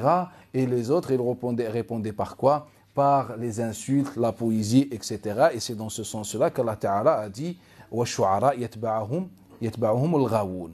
C'est pour ça qu'il ne parle pas que des poètes, il parle des poètes qui sont suivis par al-ghaoun, c'est-à-dire que la poésie a remplacé le discours rationnel, et donc cette poésie a tenté beaucoup de monde. Donc c'est dans ce sens-là, c'est pour ça que les poètes Hassan, Abdullah ibn Rawaha et les autres sont venus voir le Nabi, Ya Rasulallah, même nous, les poètes, il leur a dit non. Et c'est là où le Nabi sallallahu alayhi wa sallam a dit, d'après Abdurrahman ibn Hassan ibn Thabit, d'après son père, c'est là où lui a dit, non, combat-les avec ta langue, comme les autres combattent avec leurs épées. Et donc c'est dans ce sens-là. J'aurais une dernière question. C'est concernant le début de Surat al-Mu'minun. Allah subhanahu wa ta'ala, il cite un verset où il dit Alladhina hum 'anil laghwi mu'aridun. Et qu'il s'écarte des futilités. Et qu'en fait il a donné des qualifications aux croyants, certaines qualités, et que parmi les qualités, c'est de s'écarter de ce qui est futile. Est-ce que les divertissements font partie des futilités ou pas? Non, Allah Ta'ala n'a pas dit futilité, il a dit Allahu. Il a utilisé dans la conclusion, dans le genre mu'aridun, en disant mu'aridun. Et nous, on a donné beaucoup des exemples qui sont notoires, qui sont réels, qui représentent la vie de Nabi sallallahu alayhi wa sallam. Donc on comprend que Allahu dans ce verset-là veut dire ce qui est interdit, contraire à l'islam, tout simplement. C'est pour ça Allah Ta'ala, on va parler des relations ou bien du comportement du musulman face à des attaques, par exemple, face à des attaques. Par exemple, ils font l'irad. Juste une dernière question, je vais revenir à une question du frère sur les sports de combat. Est-ce que vous faites une différence entre un entraînement où les coups ils vont être relativement, on va dire, modérés, et des personnes qui font des compétitions ou des combats organisés, et qui vont toucher l'intégrité de la personne. Ça peut faire... les personnes, c'est sûr qu'il y aura un chaos, ou il y aura quelqu'un qui va... Non, moi je parle du cadre sportif. Lorsqu'on fait ça, comme en tant que des loisirs que les gens peuvent faire, mais quand ça se transforme en l'argent, c'est-à-dire on se donne pour réaliser, pour tuer ou bien pour faire du mal ou causer du tort ou du mal, etc. pour l'argent, bah, là on n'est plus dans la vision islamique. Là, c'est normal. Cher, j'avais une petite question. Il y a un hadith est-ce qu'il est authentique, il est dans le Muslim rapporté par Abu Huraira, celui qui brandit un objet en fer sur son frère, les anges le maudissent aussi longtemps qu'il ne baisse pas son âme, même s'il s'agit de son frère germain. Je le dis en arabe. عن أبي هريرة رضي الله عنه يقول قال أبو القاسم صلى الله عليه وسلم من أشار إلى Et naam, c'est un hadith qui est connu. Ce hadith, il est clair. Celui qui prend, comment dire, qui lève une épée ou une arme pour tuer son frère, bah bien sûr que c'est haram. On n'était pas en train de jouer, de faire du théâtre. Oui, parce que le commentateur des savants, ils disent même pour plaisanter. Et moi, je voulais faire allusion, parce qu'il y a un sport, l'escrime avec l'épée. Non, en fait, le Nabi sallam parle lorsqu'on veut tuer quelqu'un. En fait, on est quand même humain, subhanallah, pour ne pas comprendre ça. Il nous donne un symbole quand tu lèves une arme contre ton frère. Bah, tu vas faire que tu vas danser avec lui. Pour le tuer ou pour lui faire du mal, subhanallah. Non, même pour plaisanter, c'est pas bon. Hein? Même pour plaisanter, c'est interdit. Comme ça pour plaisanter. Bah, des fois, il y a des jeunes pour rigoler, il met le couteau sur la tête pour rigoler. Ou... Non, après, parfois, on est face à des bêtises, parfois, on est face à un amusement, tout ça. Après, chaque situation est... Mais ce hadith parle de vouloir tuer. Parce qu'il y en a, ils ont une certaine façon de s'amuser, mais ils sont un peu bizarres. Et quand c'est bizarre, bah, c'est bizarre. Mais après, tu as donné l'exemple sur ce sport-là. Bah, ce sport, c'est pas une plaisanterie, c'est du sport. Et deuxième question, c'est par rapport au... c'est quoi la sagesse et pourquoi? Et à quel moment ça devient interdit, tout ce qui est pari? Enfin, un divertissement, par exemple, deux musulmans, ils veulent faire un jeu. Ils jouent aux échecs, aux dames, ils font un pari. Oui, déjà, la question que tu devrais poser, est-ce que c'est autorisé déjà ou pas? Ouais.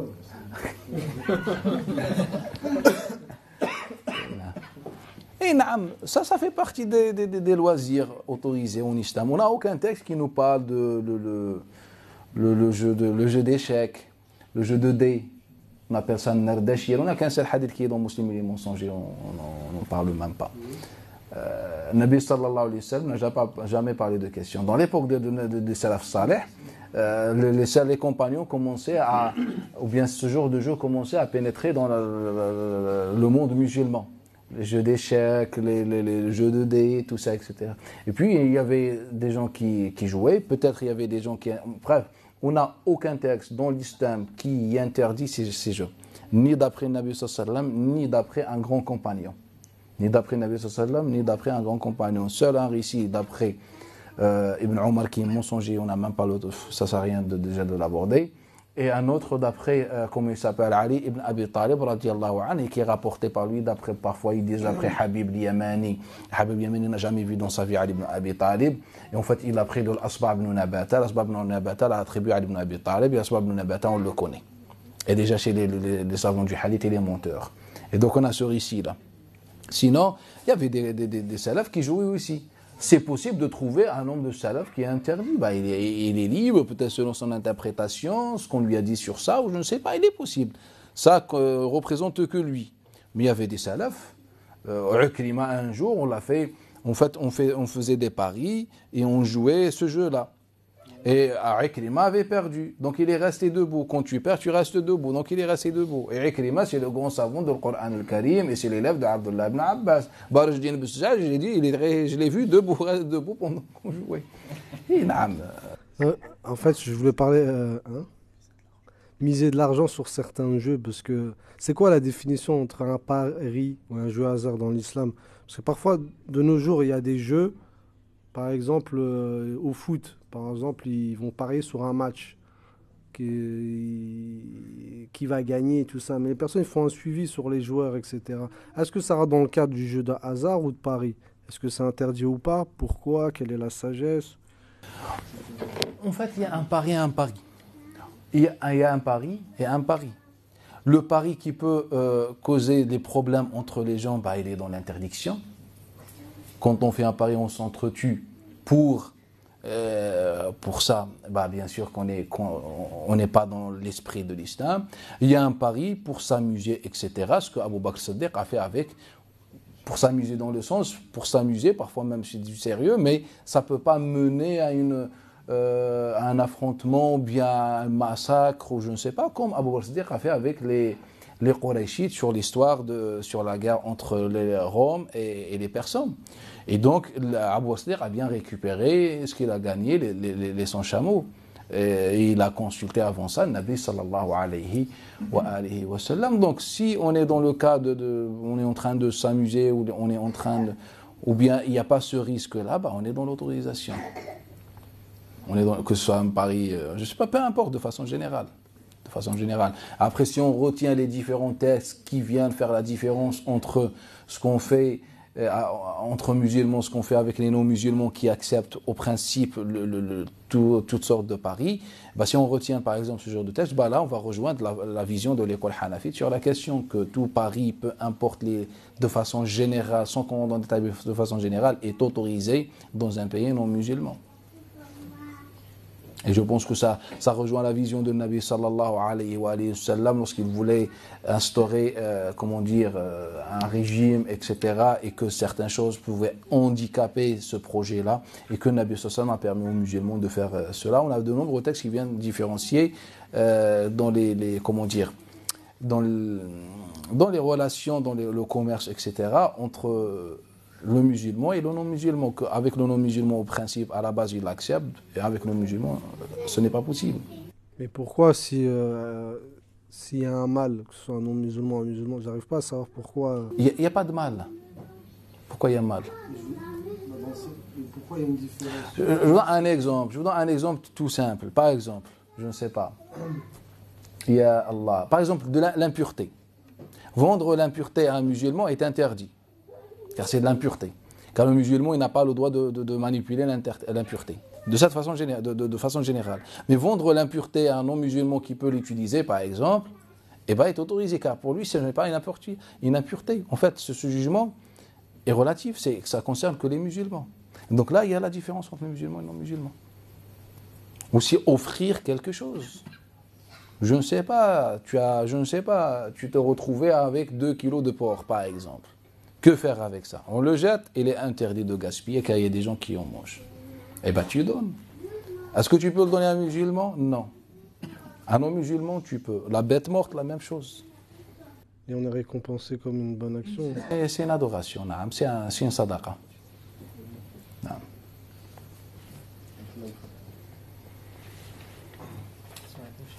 Moi, je voulais juste savoir s'il y a des textes, parce que depuis tout à l'heure, il y a des textes sur les hommes, les compagnons, les hommes qui font du sport, etc., natation et tout. Et moi, je voulais savoir, en ce qui concerne le sport, ce que les femmes faisaient comme sport. Par exemple, est-ce qu'elles faisaient de la natation ou autre chose? Le tir à l'arc, des courses. Wallahi, dans les récits, moi, je ne connais pas un récit qui parle des sports chez les femmes, etc. Et je pense que c'était à cause de la tradition. Que même le Nabi sallallahu alayhi wa sallam, lorsqu'il est venu, voilà, les idées commençaient à changer, etc. Mais c'était trop tôt pour qu'une femme puisse sortir et faire du sport, etc. Même regardez le voyage de la femme, il vient le hadith de Adi ibn Hatim, il nous dit, viendra un jour où la femme, Daïna, pourra sortir de l'Hira vers...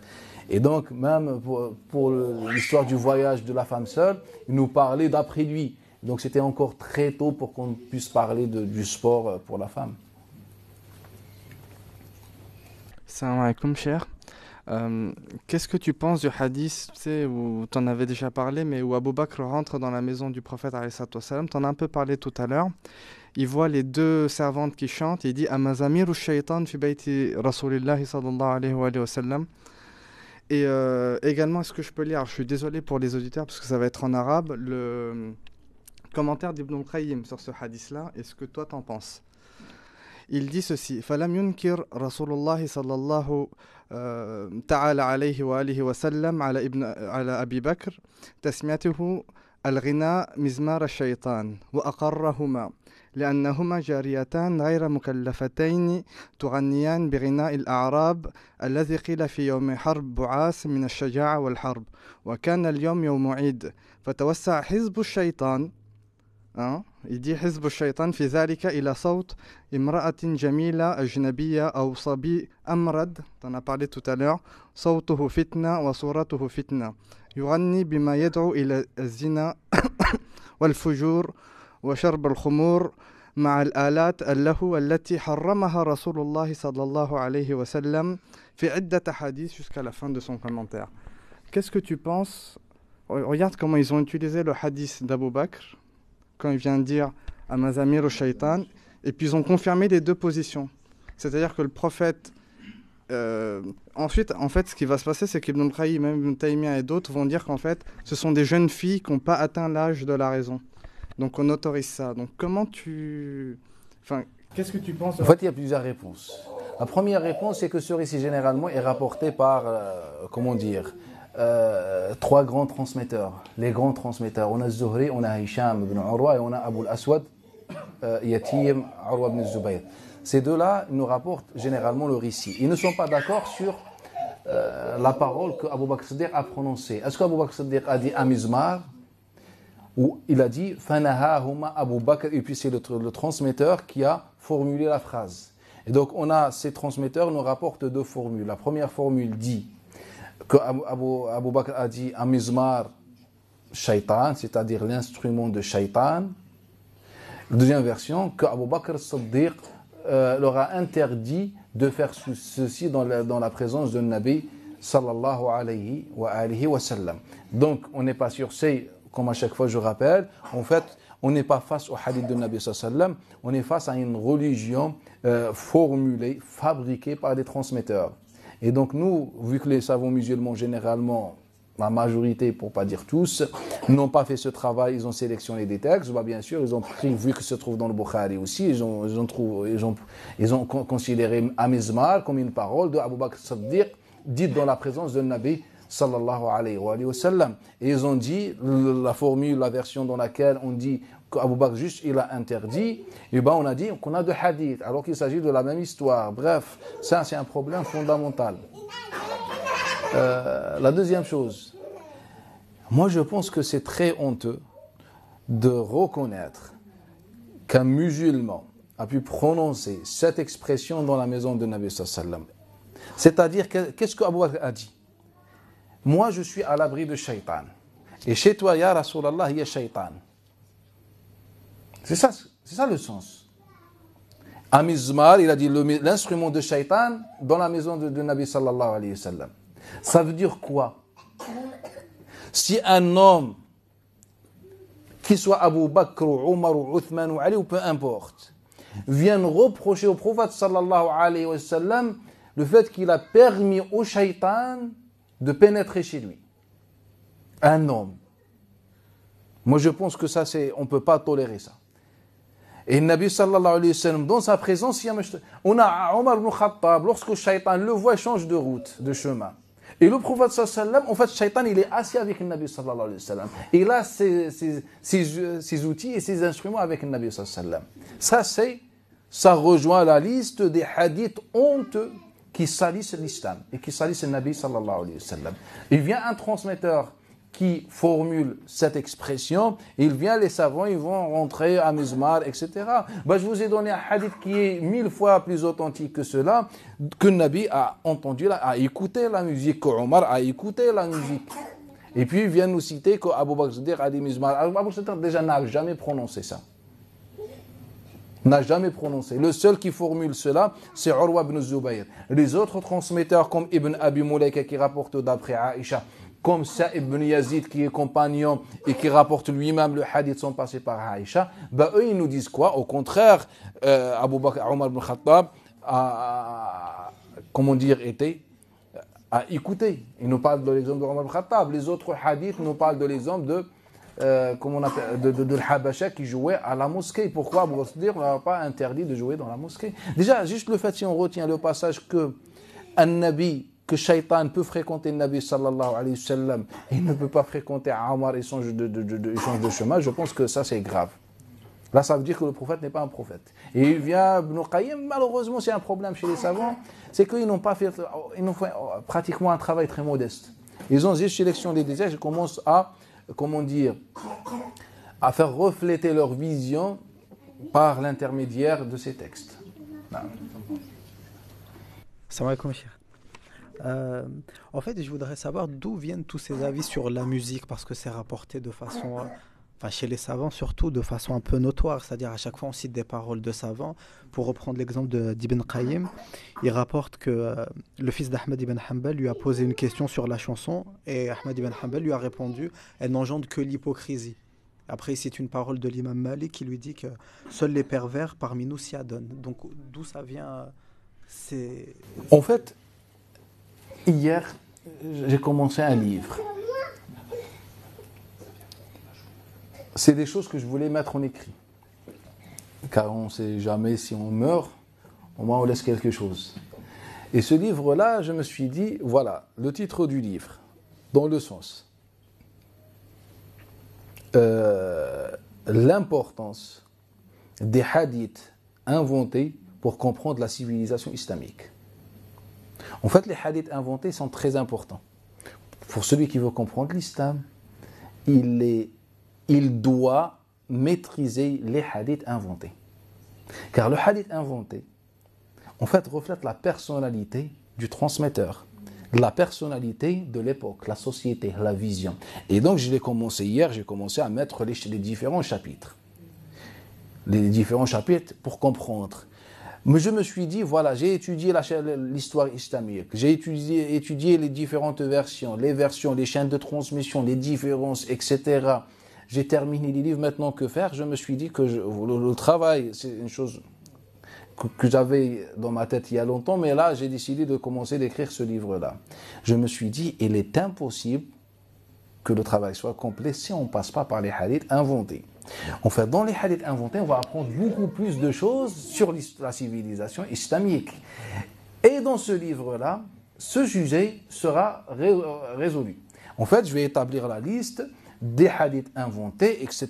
Et puis, je vais mettre les catégories pour comprendre. Ça me donne... En fait, c'est la documentation la plus authentique. Car parfois, des gens dans la dépression, des gens dans la déception, des gens dans l'oppression des gens comme ça, peuvent s'exprimer à travers les hadiths inventés. Ils ne peuvent pas dire des choses. Mais ils peuvent s'exprimer ainsi. Je donne un exemple. Jabir ibn Yazid al-Ju'fi, c'est un chiite. Abu Hanifa dit sur lui, c'est un menteur, etc. Les chiites, ils disent qu'il a rapporté d'après Mohammed al-Baqir 70 000 textes. Il y en a qui disent 140 000 textes. Donc on sait que c'est impossible. Bref, il y a des éléments qui permettent de savoir qu'il était un menteur. Donc moi je me suis dit, ça fait partie des listes, de la liste.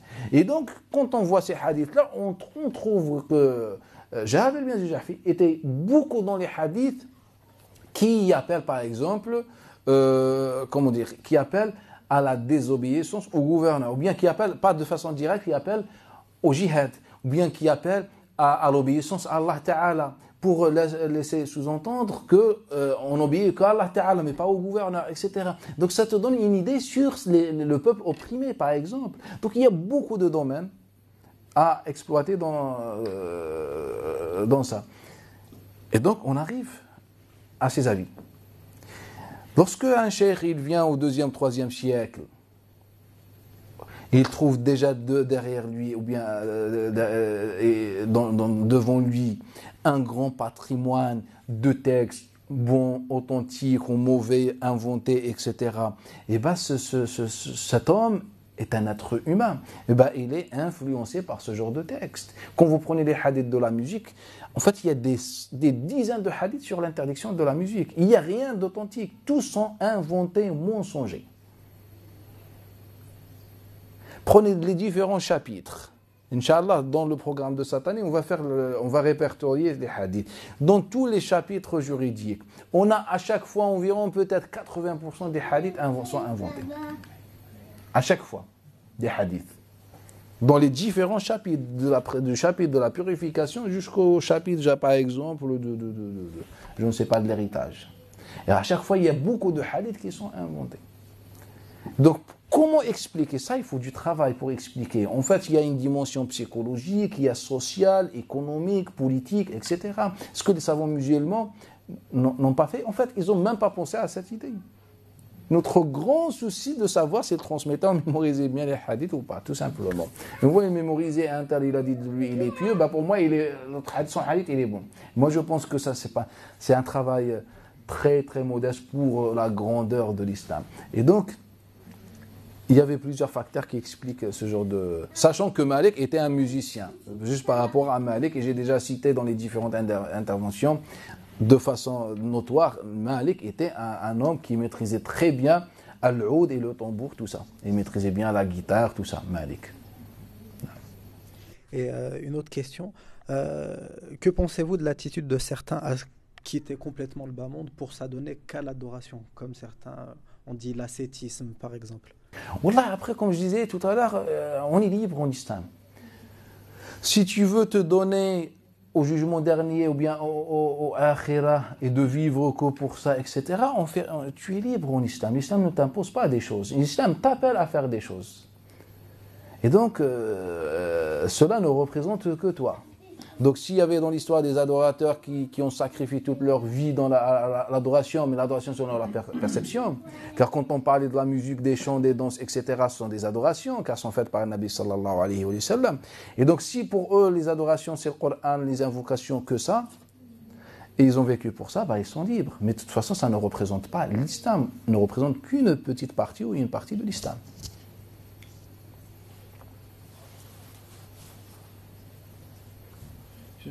Il y avait par exemple des gens qui ont réuni les deux conditions. Prenez le compagnon Abdullah ibn Ja'far al-Tayyar. Étudiez sa vie et vous allez vous rendre compte qu'il était l'un des plus grands pieux de l'islam. Il est connu par sa piété et sa générosité. Et il est connu que par ça. Et il était un grand musicien. Il achetait les instruments de musique, il finançait ceux qui voulaient apprendre la musique, il prenait en charge ceux qui pratiquaient la musique, c'est rapporté de façon notoire. Prenez Abdurrahman ibn Abi Ammar, qu'on appelait Al-Qis, surnommé Al-Qis, le Qis de Mecca, le moine de Mecca. Abdurrahman ibn Abi Ammar était obsédé dans le sens positif par la musique, par exemple. Il y avait des gens qui étaient dans l'adoration, mais ils étaient dans la musique, etc. C'était juste pour éclaircir ce que le frère avait dit, enfin pour moi c'est plus ou moins clair, mais juste pour que ce soit sûr, sur les sports de combat, mais en compétition, parce que beaucoup de gens font des sports de combat en haute compétition. Si je dis par exemple, je ne sais pas si vous connaissez Mohamed Ali par exemple, je ne sais pas si ça vous dit quelque chose. Non. Par exemple, c'était un boxeur professionnel. Est-ce que cette activité, pour vous, elle est autorisée, sachant que ce qui s'est passé à la fin de sa vie, c'est que il a eu une maladie qui est due aussi au sport qu'il a pratiqué. Et c'est juste pour être bien clair. Là, moi, ce que je peux dire, tant que ça reste un sport, on est dans l'autorisation. Quand on donne la vie pour gagner un peu d'argent, je ne sais pas, moi je pense qu'on est sorti de la vision islamique. C'est ce que je peux dire. Est-ce qu'un sportif, il peut gagner de l'argent? Est-ce qu'un sportif, il peut en faire son métier, par exemple? Non, je ne voulais pas dire que si c'était son métier. En fait, quand on parle des compétitions dans lesquelles on se donne pour tuer la personne ou combattre la personne, etc. Dans ce sens-là, on n'est plus, je pense, dans le sport. Donc, juste pour terminer par rapport au verset que vous aviez cité, c'est le verset qui parle sur le lahu. En fait, on a des hadiths aussi qui permettent de comprendre mal ces versets. Par exemple, le hadith dans lequel le Nabi sallallahu alayhi wa sallam, on lui attribue avoir dit tout le lahu est batil, sauf 4 lahu, 4 divertissements, ou façons de divertissement. Muda'abat al-rajul ahlah, le fait de jouer ou s'amuser avec sa femme, de manipuler son cheval, et quoi d'autre, de faire de la nage, et 4e, de faire al-rami, le tir à l'arc ou les lances, ou peu importe. Et bien c'est un hadith que le Nabi n'a jamais dit dans sa vie. Ça n'existe pas. Donc c'est un hadith qui est rapporté parfois d'après Abdullah ibn Azraq, parfois d'après Khalid ibn Zayd, et les 2 personnages n'existent pas, inexistants. Ils n'existent que dans la tête des gens de Sham. Donc ils ont fait ce hadith-là. Donc généralement, on n'a pas de hadith de Nabi sallallahu alayhi wa sallam qui nous parle de, voilà, 4 lahu, ou bien tous les lahu sont interdits ou batil selon les différentes interprétations, ou bien sont inutiles, sauf 4, sauf 3. On a ce hadith-là. On a un autre hadith de Jabir ibn Abdullah qui est munkar. Et après, on n'en parle même pas des autres. Par exemple, celui de Abu Huraira ou Omar ou les autres, on n'en parle même pas. On n'a pas de hadith. Donc, ça, déjà, ce hadith ne se trouve ni dans le Bukhari, ni dans Muslim. Et donc, c'est des hadiths qui aussi alimentent cette vision, comment dire, de ténèbres, cette vision arriérée qui n'a aucun rapport avec l'islam, cette vision sombre, etc. En fait, l'islam, c'est, dans l'islam, on n'est pas appelé à faire du choix. Dans l'islam, on adore Allah Ta'ala, et tout ce qu'on fait comme positif qui peut apporter du bien au corps, à la santé, à l'esprit, etc., bah, ça s'appelle en islam une adoration. Je pense que maintenant, il faut que les musulmans prennent conscience, et il faut que les musulmans fassent le nécessaire pour pouvoir, Inch'Allah, pour exploiter et pour travailler dans ce domaine aussi. Que l'islam est plus grand que ce que certains prédicateurs disent. Cher, juste question, une petite remarque. Divertissement, certes, c'est très important, le sport, etc. Mais on voit actuellement qu'il n'y a pas de juste milieu comme dans tous les sujets. C'est soit il y en a, ils vont être très négligents, soit il y en a, ils vont exagérer. Car de nos jours, moi, ce que je vois autour de moi, en général, les musulmans, il y en a, ils se divertissent beaucoup. Jusqu'à que même ils font ni Askar, ni le Coran, ni ils ont le souci de la Ouma, ni rien. Ils jouent à la PlayStation jusqu'à minuit avec ses enfants. Après, ça revient au même. C'est pareil que ceux qui sont fermes ou qui sont que soi-disant dans leur dhikr, et ce n'est pas la tradition de Nabi sallallahu alayhi wa sallam. Donc on est soit dans l'excès, soit dans la négligence. On n'est pas... Donc c'est important, juste milieu. Juste la deuxième chose, est-ce que vous avez une idée de nos jours, qu'est-ce qu'il faut proposer comme animation dans les mosquées ou dans la communauté musulmane en France? Car on a un manque de divertissement. La mosquée, c'est l'endroit dans lequel, lorsque tu pénètres, tu es heureux. Quand tu n'es pas heureux, ressors de cette mosquée, va chercher une autre. Et donc, comment heureux? Quand tu rentres, comme avant. On était dans un cercle de Coran, un autre d'invocation, un autre d'apprentissage, un rappel, des gens qui sont en train de prier, etc.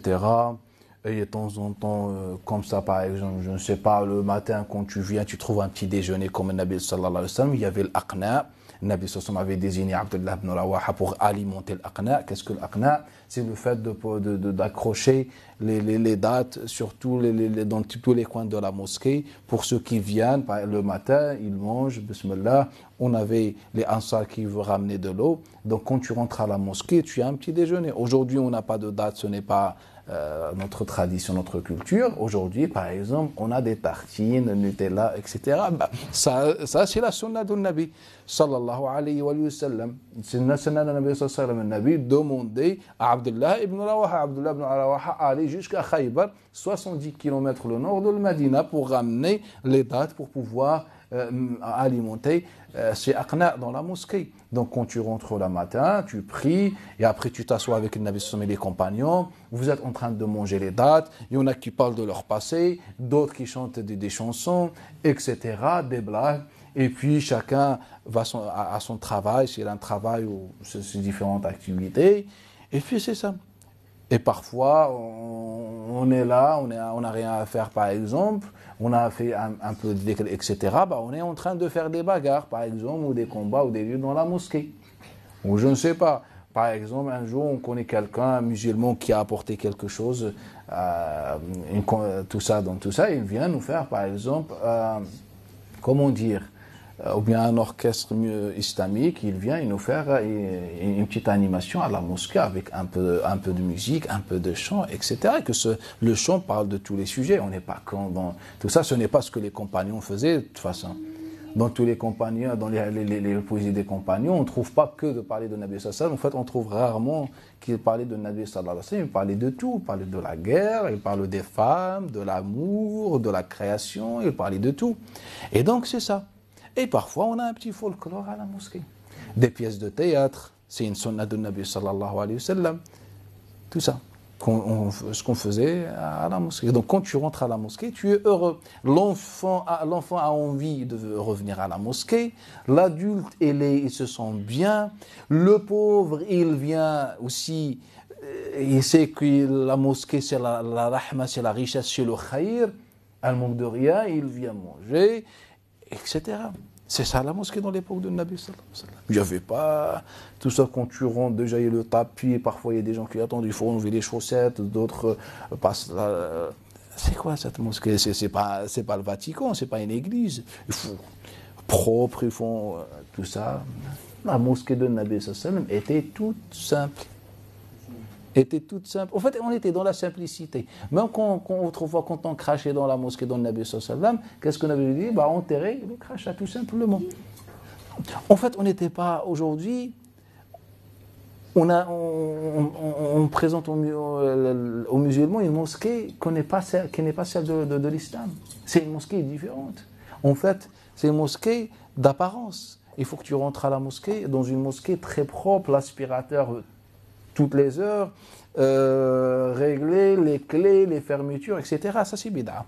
Ce n'est pas la mosquée de Nabi. Quand tu rentres à la mosquée de Nabi, tu trouves à manger, tu trouves des cercles, tu veux jouer, tu joues, tu veux danser, tu danses, tu fais ce que tu veux. Et tout ce que tu fais dedans, c'est une adoration. Tu te rapproches d'Allah Ta'ala. Est-ce que de nos jours, on devrait construire des mosquées et mettre des piscines dedans? Naam, c'est possible, naam. Et ça rejoint la vision de Nabi sallallahu alayhi wa sallam. Et ce qu'on va faire dans le programme de cette année dans l'histoire Sira, bi'idhnillah ta'ala, je vais vous donner le dessin exact de la mosquée de Nabi sallallahu alayhi wa sallam et on va le faire ensemble au centimètre près. Où le Nabi sallallahu alayhi wa sallam s'assoyait, où le minbar était posé, comment est le minbar, la longueur de le minbar, la largeur de le minbar, combien d'assises on faisait dans l'époque de Nabi sallallahu alayhi wa sallam, combien de petites constructions au sein de la mosquée de Nabi sallallahu alayhi wa sallam. Tout cela, on va le faire, Inch'Allah. Et on va même sortir, Inch'Allah, on va le faire même en 3D, on va même, Inch'Allah, peut-être il sera réalisable, Inch'Allah, dans l'avenir. Donc on va faire cela et vous allez voir que ça n'a aucun rapport avec nos mosquées. Que on met les femmes déjà dans les poulaillers derrière des rideaux, tout ça. J'aurais une question, c'est sur l'art. Tout ce qui est dessin, sculpture, peinture. Est-ce que c'est interdit? Ah non, c'est une sunna des compagnons. Si on prend le hadith de alaykum bi sunnati wa sunnat al-khulafa ar-rashidin, mal khulafa ar-rashidin, où s'il y avait des bagues sculptées, etc. Et ça, on l'a déjà vu, il y a déjà des interventions qui sont sur ça. Et c'est rapporté de façon notoire. Quand je dis notoire, et Inch'Allah, après la publication de ces interventions, Inch'Allah, on fera une assise, comme celle-ci, Inch'Allah, dans laquelle on répondra à toutes les questions. Donc, vous aurez le temps de vous préparer, vous faire des recherches, vous trouvez peut-être des arguments, contre-argumentations, bi'idhnillahi ta'ala. Et j'invite tout le monde à faire ce débat, Inch'Allah, sur cette question. On s'arrête ici, Inch'Allah. Subhanahu wa ta'ala, nashhadu an la ilaha illa anta, astaghfiruka wa atubu ilayk, wa barakallahu fikum.